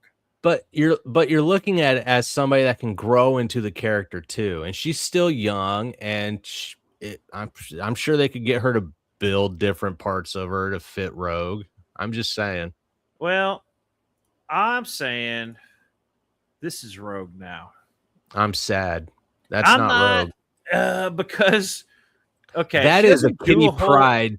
That is a Kitty Pryde trying to be Rogue. All right. This Indy Navarrete, I've never seen her before, right? Until Obsession. It's not like she does like a lot of crazy acting in this movie, but there are some moments where like she kind of freaks you out a little bit. Like she does some really decent moments in that movie. It's not some like method acting madness going on in there, but she does a good job in that movie being possessed by whatever jinn magic, that causes her to have to be obsessed with this person while also revealing the torment of her soul within, you know what I mean, coming out from time to time. Like she does a really good job doing that. So I'm not against her acting ability, and I think she's okay looking. I think she's like cute. She looks good. She could be Rogue. Imagine red hair. Now I haven't seen any good AI pictures of her as Rogue. Indy. Okay, what's her name? Navarrete. Rogue. Instead of casting, let's do costume. Let's see if anybody's done any good AI costumes. Ugh. Thank you. That's not Indy. This is not her though. This is not her. They take that's a scene from that movie. Okay, so nobody's done a good. Okay, this is scene from something they put her in the costume, or it's not the costume, but then they had to go hide it in all the shadows to make it look acceptable. Nah, I'm not seeing it. It's too soon. People haven't done a good AI version yet. Justin's got his own selection for Rogue. Hayden Panettiere. All right, let's take a look. Hayden Panettiere. How do you spell that again? Panettiere. There. Panettiere. What is she? French?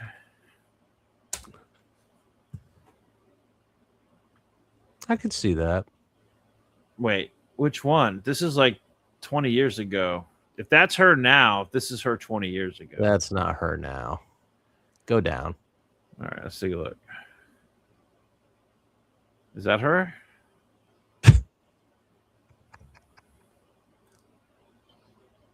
I could. Oh, wait a minute now. Does she? I don't know. How many Hayden Justin. Panettiers are there?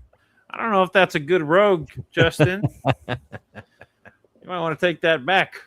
That's a good cyborg. Is it? Yeah. Or Sunspot. What's the Legends or whatever that fucking comic book series was? Legends of Tomorrow. The ones with the Electro guy, the Shockwave. Is that his name? Shockwave? Static Shock. Static Shock. That's the one. And his name's just Static. Oh, is it just Static? Yes. I don't care.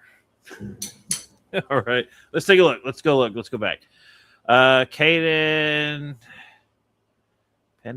Tier. I forgot the I. That's why. Okay, here we go. Hayden, not Caden. Hayden. Let's make it Hayden. There you go. There we go. All right, here we go. I don't know. Maybe. She is older. She'd be an older rogue. Yeah, I mean, I don't know, dude. I'm not feeling it either. I'm not feeling this. Oh. What's her name from Two Girls? She's in the Thor movie. She's like that backup actress. For No, don't you dare. Yeah, you know who I'm talking about. I know What's who you're her talking name? about. And she was in the Two Girls in One Pizza Place or whatever. No, Two Broke Girls. Not Two Girls, One Cup. Damn it. Two broke girls. Two broke girls. What's her name? That one right there. Her. She could be rogue. What's her name? No, she's played too many dimwits. I couldn't see her as rogue. Yeah, hold on. Let's go to all. Kat Dennings. Yeah, buddy. Now that's a good rogue right there. I'll bet somebody's done AI. Hold on. You know damn well that would have been the next Natasha Romanoff. All right, hold on. Kat Dennings in rogue. Yeah, that's who she should have been. She should have been the next Black Widow. Zatanna? Come on, internet. You have no imagination if you haven't got 100 Kat Dennings in rogue costumes. Nah, Zatanna. Yeah, she could be Zatanna. I could see that. All right, let's just do Kat Dennings. Bam. Bro, come on. She could be rogue. No, Y'all are like calling out these I don't know, Dolly Parton girls. Here, I've got a legit. Okay, legit. If she lost a few pounds, she could totally be rogue. Nah, she'd be Raven for Teen Titans. Really? Maybe. I could see that. I'd take it. Hell, I'd take her as Starfire. All right. I don't know. I think she would have been an all right rogue, but she is kind of like a younger version. Cat Williams would be a better rogue. Okay, let's find out. Cat Williams.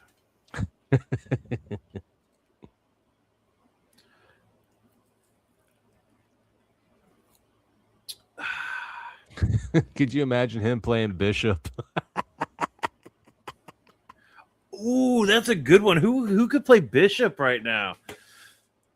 I mean, it's hard to do these castings with modern actors and actresses because there aren't very many to choose from. Like back in the day, if you could choose all-time actors, actresses to be Bishop, who would you pick? I would pick the guy that played Black Manta in Aquaman. Who played Black Manta in Aquaman? I forget his name. I think I would pick. Let's see, Bishop. He's got to be based off of somebody. All right, here we go. Bishop. Who could play Bishop? I was gonna say like blackface Sylvester Stallone with Jared Curls. God. but then I was gonna type it in, and I was like, nah, nobody's done that. Type in Black Manta live action.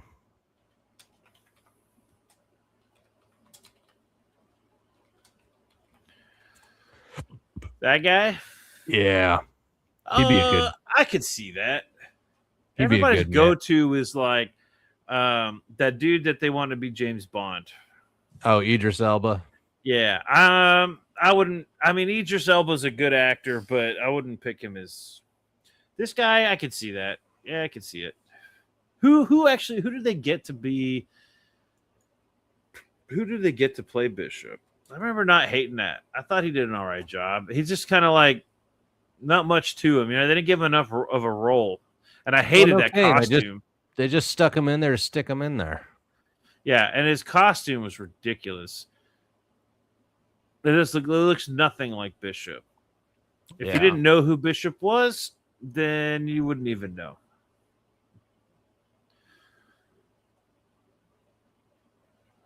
This guy could pull off Bishop. I just want to give him an actual chance, you know? All right. Who would you pick to be the new Wolverine? Other than Henry Cavill? Have they already like recast it? No. All right. A couple years ago, I made this joke, and I actually saw a picture, and I'm almost sold, dude. I was just joking.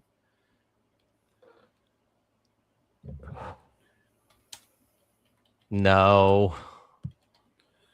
Bro, hold on. Dude. He could almost pull it off. I mean, he is tiny. He's tiny. He's built for, you know, his size. He could do it. I think Daniel Radcliffe could pull it off. And I hate saying that because I said it as a joke a few years ago. Nah, he looks too druggy now. He looks weird, and that's the problem. But that's where the makeup comes in, right? You give him the makeup. Like, okay, hold on. Daniel Radcliffe. What was that Weird Al movie he just did? Weird Al. All right. Did you watch it yet? Yes. It was funny. I got a kick out of this movie. This was a great movie. That the Weird Al Yankovic story or whatever. That was a funny movie. Okay, the scene where he's Rambo, right? Yep. Oh, damn it. What did I click? Rambo scene. I was like, dude, he could actually pull it off. Images. Because he looked a lot like Weird Al, dude. That was funny. But where's it at? Daniel Radcliffe. It's a weird scene to type in and then try to find. I guess he wasn't Rambo, but the scene where he was fighting the drug lord and shit. Anyways, Daniel Radcliffe, Wolverine. I'm thinking if they're going with a totally new, fresh, young cast that they can run for the next 20 years, I think Daniel Radcliffe can do it. I think Henry Cavill, I think he's going to hit the wall pretty soon. And his cameo in Deadpool was okay, but he looked kind of ridiculous. Now, granted, so did what's his name that played Hugh Jackman in his first 2 Wolverine movies. He looked kind of ridiculous in those 2. But I don't know, man. If I had a choice of an actor throughout time, and we are at that point with AI, you can literally start to pick your actor of the centuries. Clint Eastwood or Mel Gibson. Yeah, of course, those are go-tos. I mean, they're actual actors. Now, Daniel Radcliffe is one of the last actual actors, I would say. Your modern acting people, I'm not sold on most of the actors these days. Is there any young Jack Nicholson type actor? Jack Nicholson had the face. He could have pulled it off. But his acting is like too character actor. Like the guy's always Jack Nicholson. Yeah. The eyebrows and I'm crazy Jack. That's not Wolverine. What are you looking at, Jake? I'm over here carrying the weight. I'm looking for a male actor that could play. Right here. Play him. Bam. There's your Wolverine right there. No. It looks better than the video game. Have you seen Wolverine in that new video game? This is a good one. Richard Madden. Richard Madden. As Wolverine? As Wolverine. All right, Richard Madden. Let's take a look. Richard Madden. Who's Richard Madden? All right, let's see. As Wolverine, does anybody done any AI artwork? I don't know. Oh, is he he's that guy. Wait. He was in Game of Thrones? Is that Game of Thrones right here? Yeah. But look at his tuxedo picture over to the left or whatever, or to the right. This one right here? Yeah. That's got Wolverine vibe in it. It's better than the video game. Dude, have you seen Wolverine in the video game?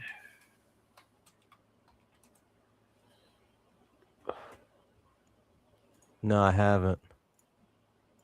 Look at that face. Oh, Dude, he was in Eternals already? No way. Really? Yeah, Justin said he was already in Eternals. Well, nobody remembers that movie anyway. Yeah, they can recast him. Nobody remembers that shit. I don't like this Wolverine face. His eyes are too big. And I know they basically using some actor for the face. His jawline's not too full either. It goes straight into that like egg form. Yeah. It's like an upside down egg. He needs like a man face or like an intimidating face. Like, yeah, I'm not saying it. Wolverine game actor. Who is that actor? Let's take a look at who that is. Right there, this guy. Somebody said, we need a Wolverine. There he is. He looks like Ian McKellen wannabe. Oh, he does, doesn't he? Like he didn't get the job as Obi-Wan Kenobi, so he went off, and then they gave him Wolverine. I don't see it, dude. I don't see where. I mean, I guess he's got the eyebrows. What about Taron Egerton?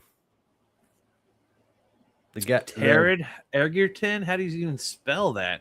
Taron. Taron? Yep. There you go. Egerton. Oh, they already got a Wolverine version of him.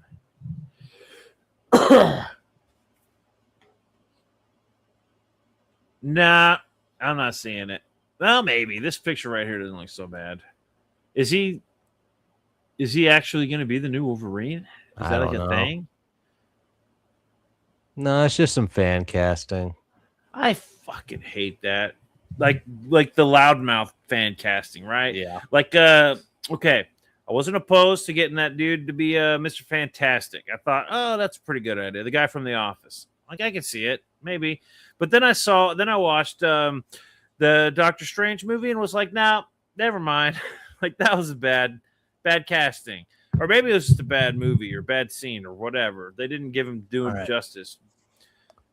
My last one for me for Wolverine would be Glenn Powell. Glenn Powell. All right, Glenn Powell. I'm not seeing it. The eyes, dude. Those eyes. No. His head's too skinny. All right. Too pretty. So is Hugh Jackman, but it still worked.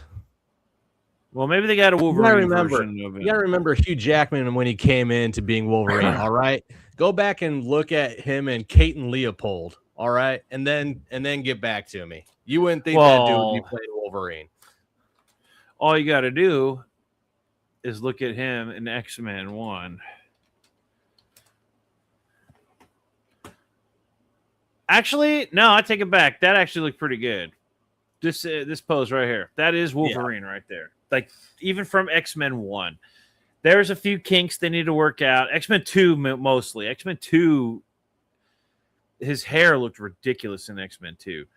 But like this right here, bro, that's fucking Wolverine, man. That was a good Wolverine. I liked his head and up as Wolverine in X-Men 1, and then X-Men 2 from neck down finally built like Wolverine, and then X-Men 3 was just X-Men all right, he's Wolverine now. He's Wolverine at that point, because I think Origins had already come out by then. Yeah. X-Men 2. His hair looked ridiculous in X-Men 2. Like yeah. That was stupid. They went off on his hair and were like, oh, it's like, what the fuck are you doing, dude? Like, yeah, no, that's not a wig. Not at all. I'd rather go with like something like this where it's like, okay, he's got the chops and everything. He's got the face. You don't really need to go with the hair. You can almost get away with not doing it. And I think, of course, they did. They had the haircut later, but I'd take this any day over this shit. What the hell are they thinking? He's like, hey, let's go fight Magneto. He's like, hold on, guys.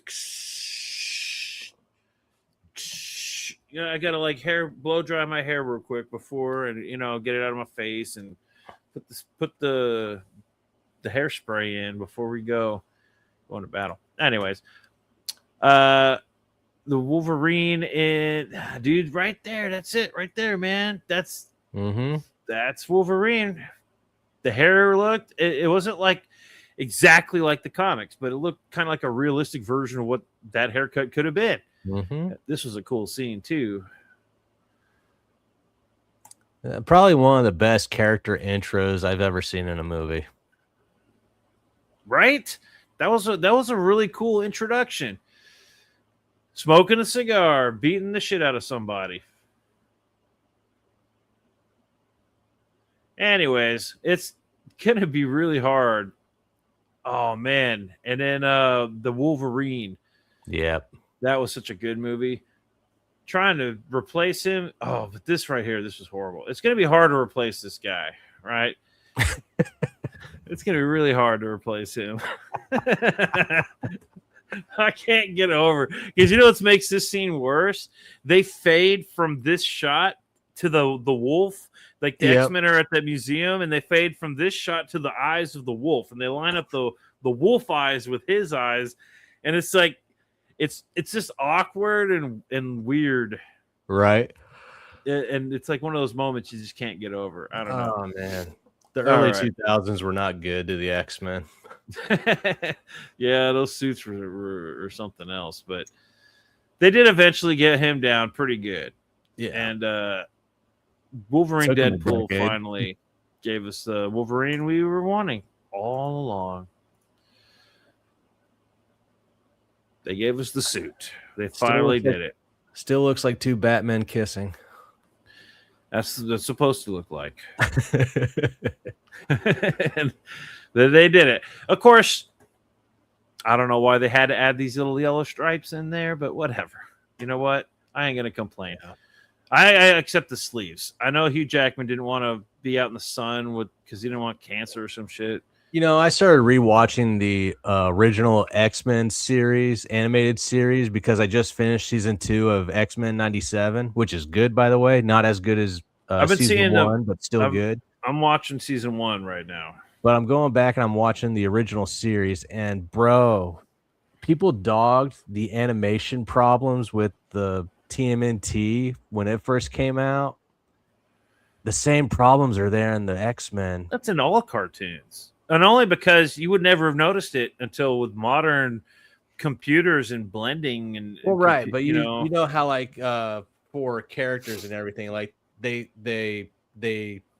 create the backgrounds first, right? Like they create the backgrounds that the characters are then going to be like digitally put into. Yeah. Well, there's this hallway scene, and they're supposed to drop down onto the floor after breaking through a window, and you just see them like float across like the wall instead of like hitting the floor and then running across onto like they're hovering above it before they hit the floor. It's like, man, the animation back in the early 90s, like I don't care what anybody says, it was brutal to every show. Yeah, but did you notice it in the 90s? I never No, noticed. I didn't. I noticed it now. You watch it now. I've watched the Ninja Turtles now and X-Men now, and it's like, yeah, you notice that shit now because you've been watching like perfect, computer generated cartoons now. Right. And so you'll notice those weird flaws, but I appreciate that shit. I like it.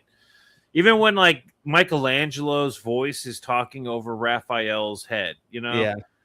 Because the animators were like, who's talking right now? I don't know. Let's put red and orange and nobody will be able to tell the difference. Or the colored bandanas are wrong or with the wrong initial belts. Yeah. They just like rushing the shit so bad that like after that first couple of episodes, the rest of the series had a lot of flaws in it. Yeah. But who cares? It's the fucking Ninja Turtles. Still badass. I will say this. Apocalypse looked way more threatening in the original animated series than it did in X-Men 97.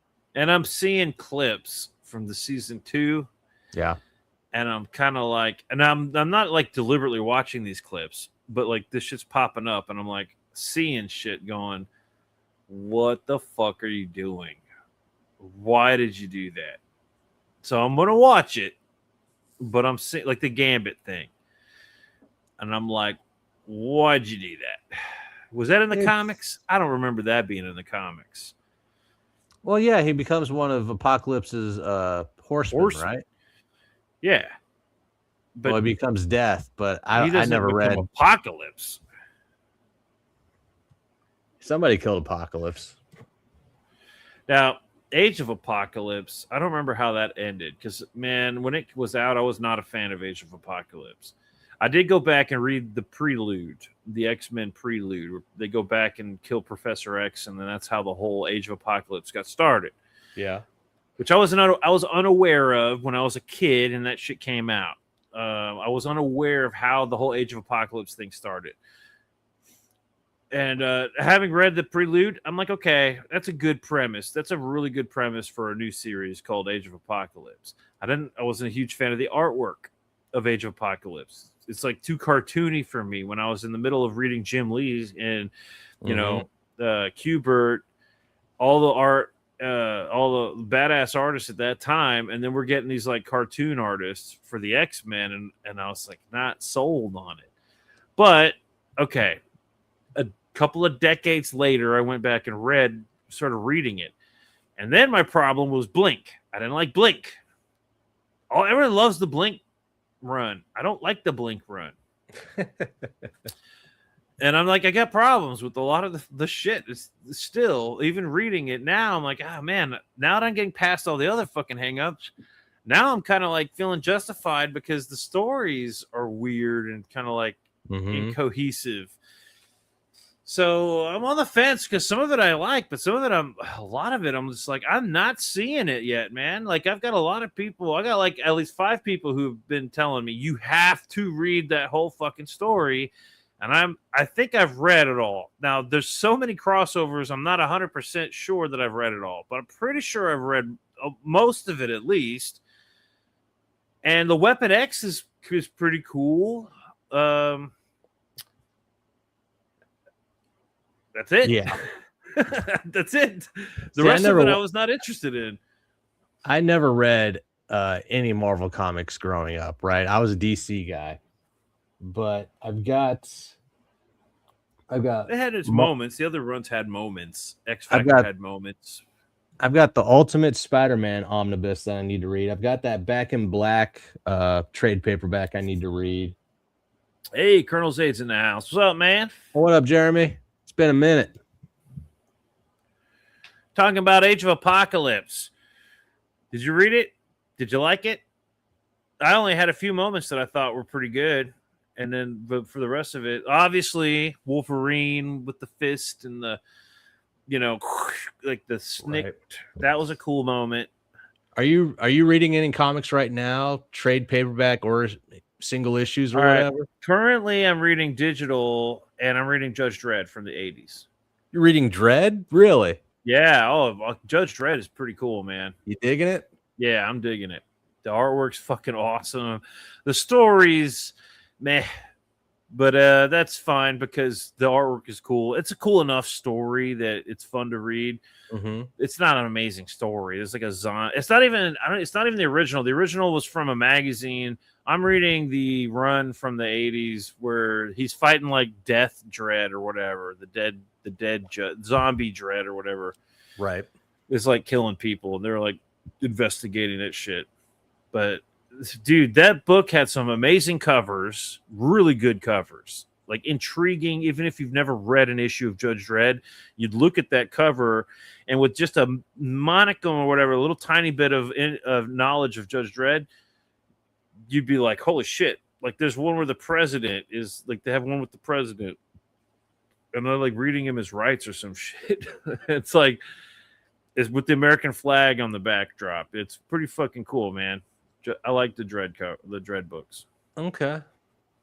I'd recommend it. Check it out.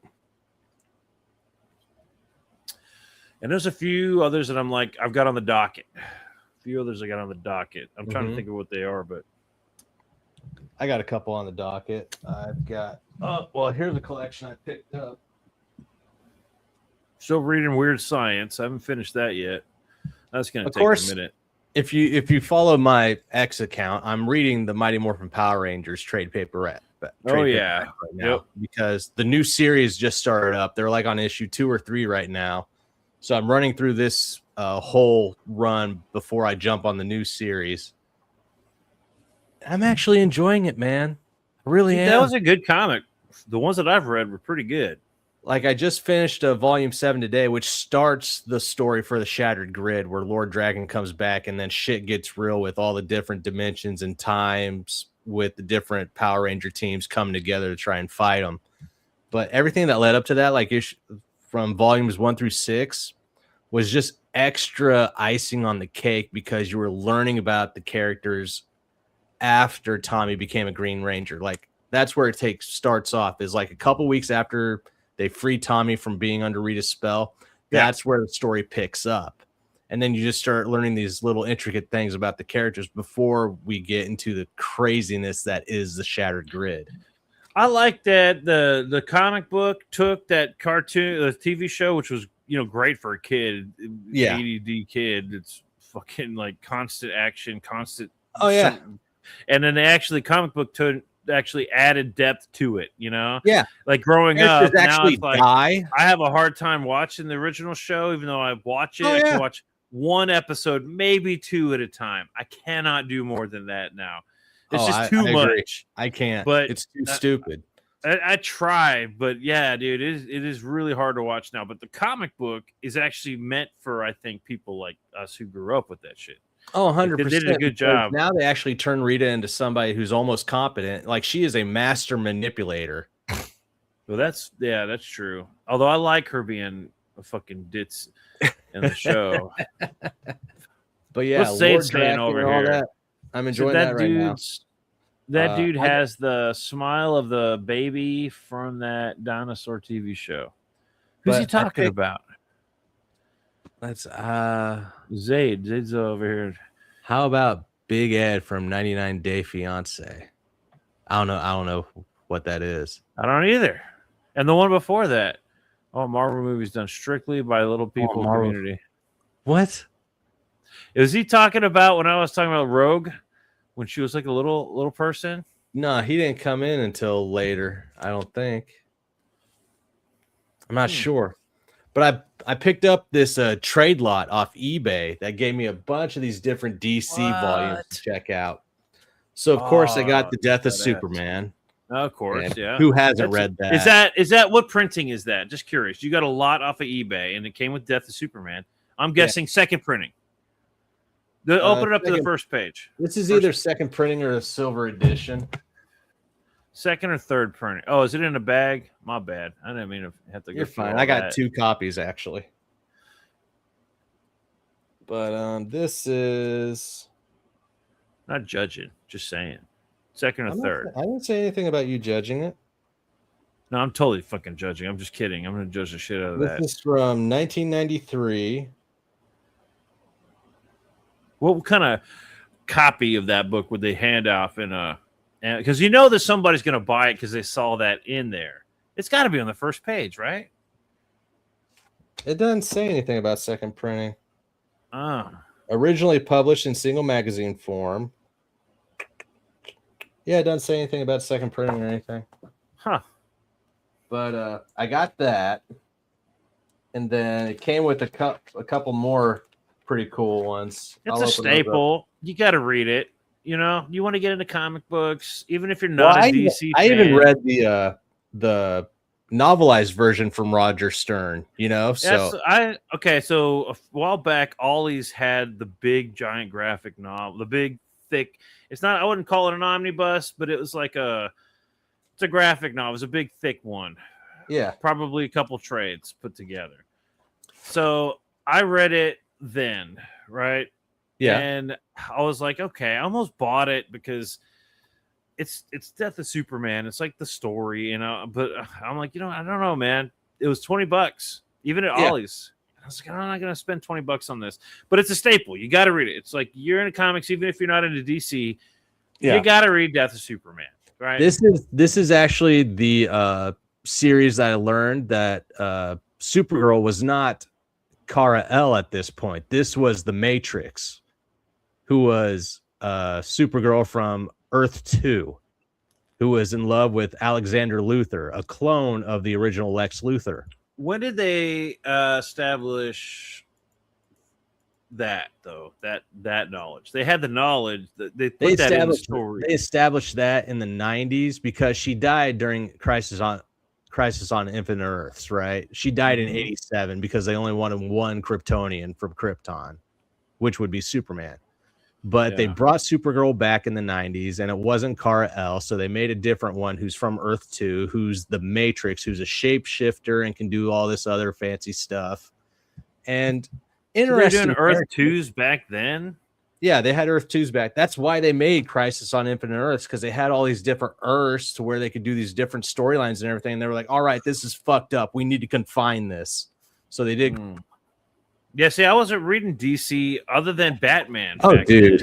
I'm so sad for you, man, because back DC then I was reading X-Men. Everything they were feeding me this shit as a kid, right? In the 90s, they feed you Batman the cartoon. So I bought Batman the comics. They fed me Spider-Man, so I fucking read Spider-Man.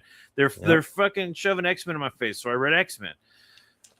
And Bloodlines. I read Bloodlines. I don't remember Bloodlines, but I have them. I have the Bloodline. I thought the covers looked badass. That Bloodlines logo, and they always have the neon colors. I thought that was cool. And eventually I got into other stuff from there. But that's how I got into comics, is because I was the target audience of the decade. And I got this unique one that I've never heard of before. Ooh, and is this that Arkham Asylum? Back. Yeah, this is Arkham Asylum. Grant Morrison. Yeah. I've seen that around. I never read it.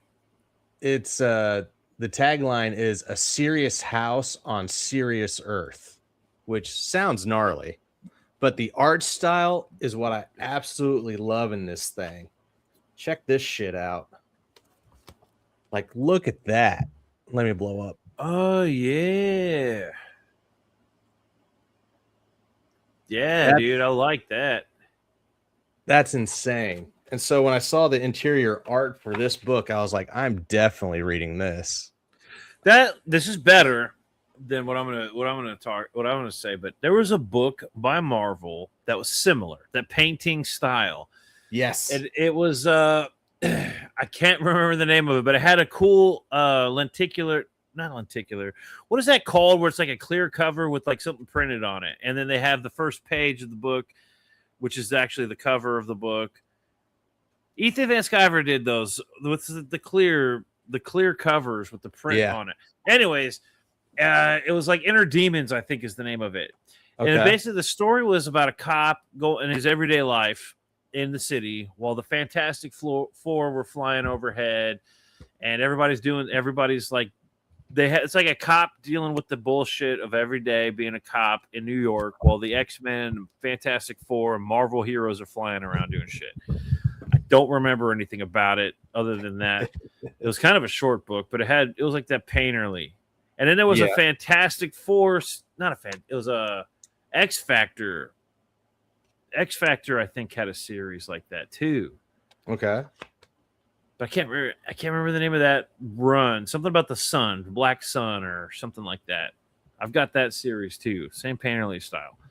I like it. It's not what I want to read every time in a comic book. Sure. But it's fun to have those series like that. And then I even got Wolverine and Havoc. That stupid gay story with Wolverine and Havoc. I got this old school one of Batman called The Last Angel. And this is different. This is definitely like 90s or whatever. Yeah, that's weird. But the interiors are pretty good. This is like classic, like yeah. Batman. I like that. Yeah, I like that. That's pretty good. Pretty gnarly. It's like a modern take on classic art. Yeah. And then, of course, I got Scott Snyder and Jim Lee on Superman Unchained. And this is a thick fucker. Well, open it up. I want to see a page. I want to see what Jim Lee was doing at that time. What Jim Lee was doing at this time. Hang on. He's the art. He's the interior, right? Yes. The interior. This is after his X-Men run. All right. It's not X-Men, but it's it's all right. That's pretty cool. And I think there's an animated movie for Superman Unchained also. But yeah. Oh, that's pretty badass. Yeah, all right. I dig it. I might have to go check something like that. Some of his stuff out. Hey, I'm not knocking DC. I'm a Marvel guy only because I like Marvel, but I like the characters of Marvel better than I like the characters of DC. And then, of course, it came with some New 52 stuff, which too many people dogged on New 52 without actually fucking reading it. There are some great titles on New 52. So this is volume 1 of Justice League, which is not a title I picked up, but I mean, it looks fucking good, man. It's back. Yeah, that looks pretty good. It's back to Jeff Johns and Jim Lee doing his thing again, and it just looks fucking good. Yeah, that looks pretty good. I mean, it's Jim Lee. It's gonna look Jim Lee. It's Jim Lee. And then I got the Flash of New 52 with volume 4. And I gotta tell you, I haven't read the Flash for New 52. I've read, of course, Nightwing. I've read Aquaman. I've read Green Arrow, and I've read Aquaman for New 52. My God, you're missing out.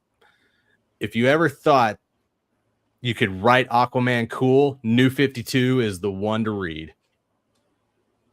But Flash New 52, and of course it's got, the Flash art in it and everything, but it's so sick. Oh, hell yeah. Yeah, that looks pretty cool. I'm not something about the colors though. I'm not a fan of these colors on any of these that we've been looking at. Like the colors are, I get it. They were using modern coloring technologies, right? Sure. But it's yeah. It's cool. It looks good, and it looks like they never left. This is from the 90s, right? Or late 90s, early 2000s? Early 2000s.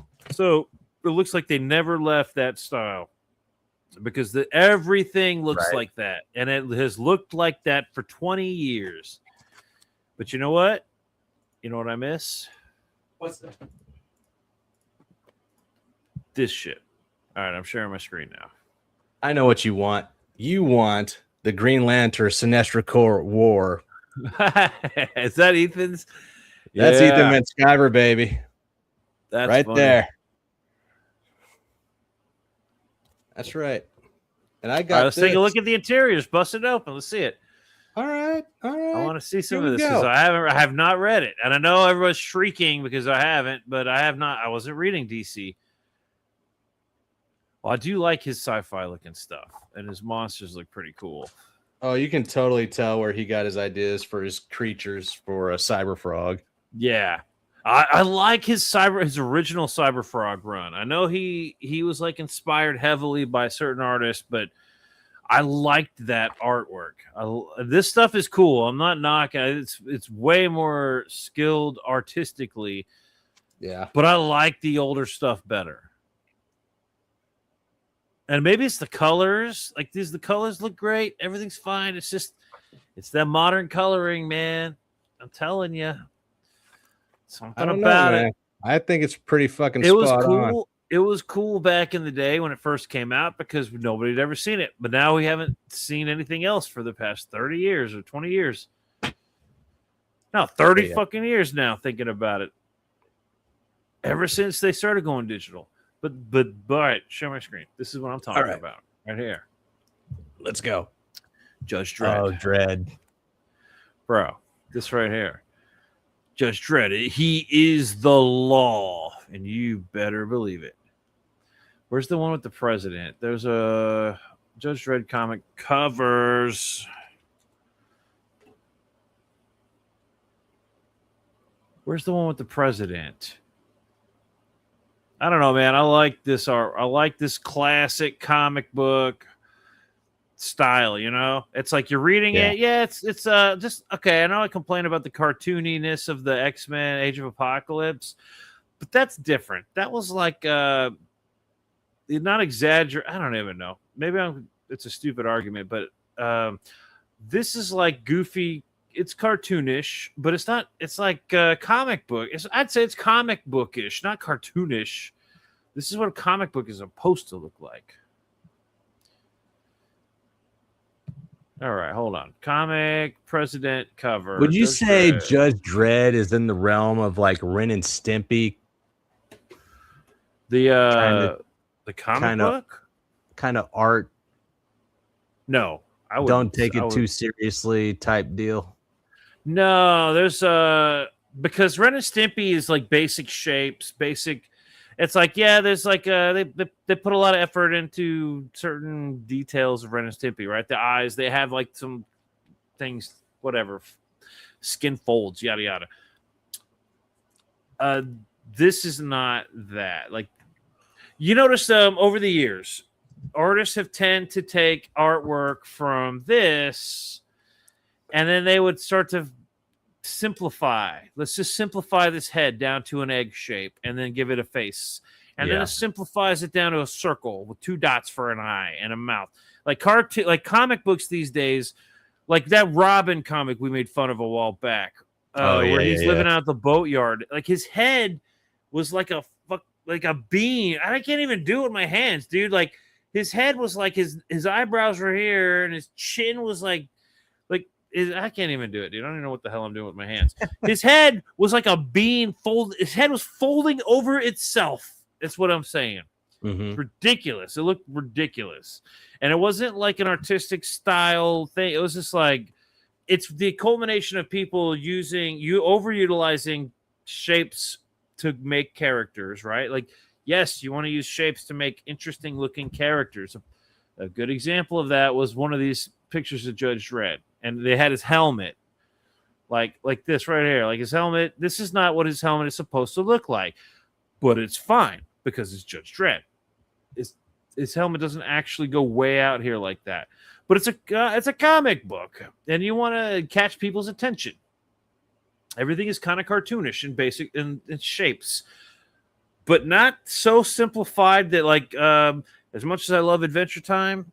The fact that every character is just literally a ball with 2 dots. They're going all Hello Kitty with everything nowadays. Mm-hmm. I'm sick of it, dude. I'm sick of all that. When are we going to get more of this? You know what I mean? We need this shit. And this is that. But you're not going to get more of that because they can't sell it mainstream. You know, it's very much like a cult type comic. Like even when the Dredd film came out, like the latest one, it was awesome, but it's very much for a niche audience. It's not to mainstream like Marvel's Avengers or some shit like that. Yeah. All right, hold on. Look at this interiors. This is Judge Dredd. This is number 1 from the 80s, right? Mm-hmm. So I've been like Oh, am I sharing? What am I doing? Did you watch Stallone's Judge Dredd film? Yeah, I liked it. I liked it. Yeah. Okay. I liked it. It's weird. It's not exactly the same, but it's. I thought he was a good Judge Dredd, and even the other guy, Carl Urban, I thought he did a good Judge Dredd.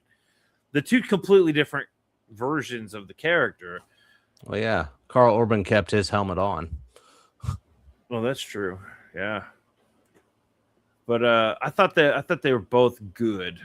I thought and Sylvester Stallone's, I didn't like it when it first came out. I thought it looked ridiculous. However, a couple years later, I watched it again and thought it was a lot of fun. Okay. And I never read the comic until recently. But this is a fucking cool design for a character. When you understand it, like the main character is this guy right here, and then you see this is as clearly a zombie version of that character, but he kind of looks like Wingnut from the Ninja Turtles. Yeah, he does. Like, and I'm like, oh, I like this. This reminds me of like fun times when I was reading comic books, like Wingnut. Jim Varney. All right, hold on. Jim Varney. Varney, not Jim Varney. Okay, here we go. Really, Ernest? Are you talking about Ernest? Is that? Know what I mean, Vern? Ernest is Judge Dredd? Ernest is the law. That's instead of Ernest goes to hell, Ernest is the law. I liked Ernest. Those are funny movies. From what I remember, I haven't seen them in 30 years, but all right, now hold on. I'm trying to find that cover. That president cover I thought was really intriguing. I thought it was really well done. Issue number 1. Oh my God. Issue number 2. This is a cool cover because here you have an example of your Judge Dredd that you're familiar with, and now we're not dealing with the zombie Dredd anymore. Now we're dealing with the Russian Dredd, and it's like the same costume. He's just the Russian version of Dredd. He says, "This is it." Cobra from G.I. Joe. Yeah, maybe a little bit, kind of. He says, "This is it, sports fans. When I blow the whistle, it's war." That's an intriguing cover, right? It's the American versus the Russian version of essentially the same character. That's cool. All right, let's take a look at the third issue cover. Is this it? Right here, number 3. Back to that zombie guy coming out of this hot redhead's eyeballs. That's pretty cool. This is a cool cover. Not groundbreaking, but it's cool. This is a fucking badass cover right here, dude. Come quietly or else there'll be trouble. He's like fighting this giant monster that's literally covering 3/4 of the page. He's this tiny little figure right here. He's got this little gun, and he's like, you know, this is like something that if I saw this on the shelf, I'm picking this over almost anything else. Okay. This is badass. All right, this is mediocre. This one's like, okay. Right here. This one right here. Mr. President, for crimes against the American people, I sentence you to 100 years suspended animation. We, the judges, have taken over. Dude, I would put this up there with the iconic covers. I think now, this Judge is Dredd, tell me the story about that. Is this more like a totalitarian universe or an authoritarian universe that they're in? In fact, Judge Dredd's not even necessarily, he's the hero, but he's not exactly a good guy. Let's take a look. So you got all this chaos going on.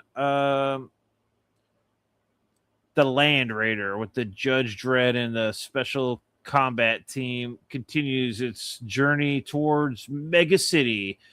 Mega City 2, across the cursed earth, the stretch of desert left from the atomic age. And then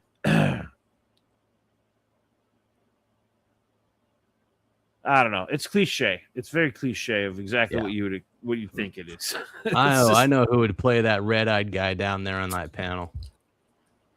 Del Keown. I know. No. John Malkovich. Oh yeah, I can see that. It's like Tank Girl. Tank Girl was another cool comic back in the day, and that was an okay movie too. I like that movie. The movie wasn't as good as the comic book, but another cool like indie. I don't know. Was this indie comics? Was Judge Dredd and Tank Girl indies? I never remember seeing them on the shelves. I would say that they were indie just because they weren't of the big two. Who was Judge Dredd by? Was it Image? Who was it? No, I don't think it was Image. It was Eagle Comics. Yeah, I've never heard of them. Yeah, I don't remember seeing any Judge Dredd when I was a kid. I remember seeing ads for it everywhere, but I never saw it in the comic shops. Maybe it was, and it was just in a section of the store that like it was like the adult comics or something. Yeah, right. I was like a fucking 9-year-old. Sell that to kids. I was a 9-year-old looking for Spider-Man and Batman, X-Men.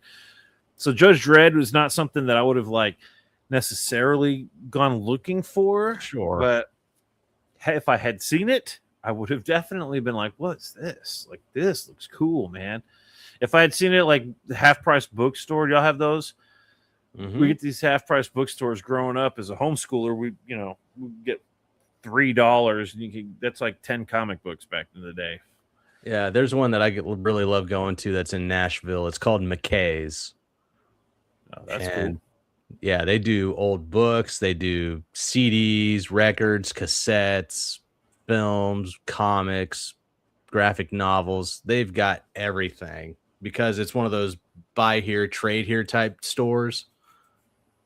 I fucking love it, dude. I go in there and get my comics there all the time.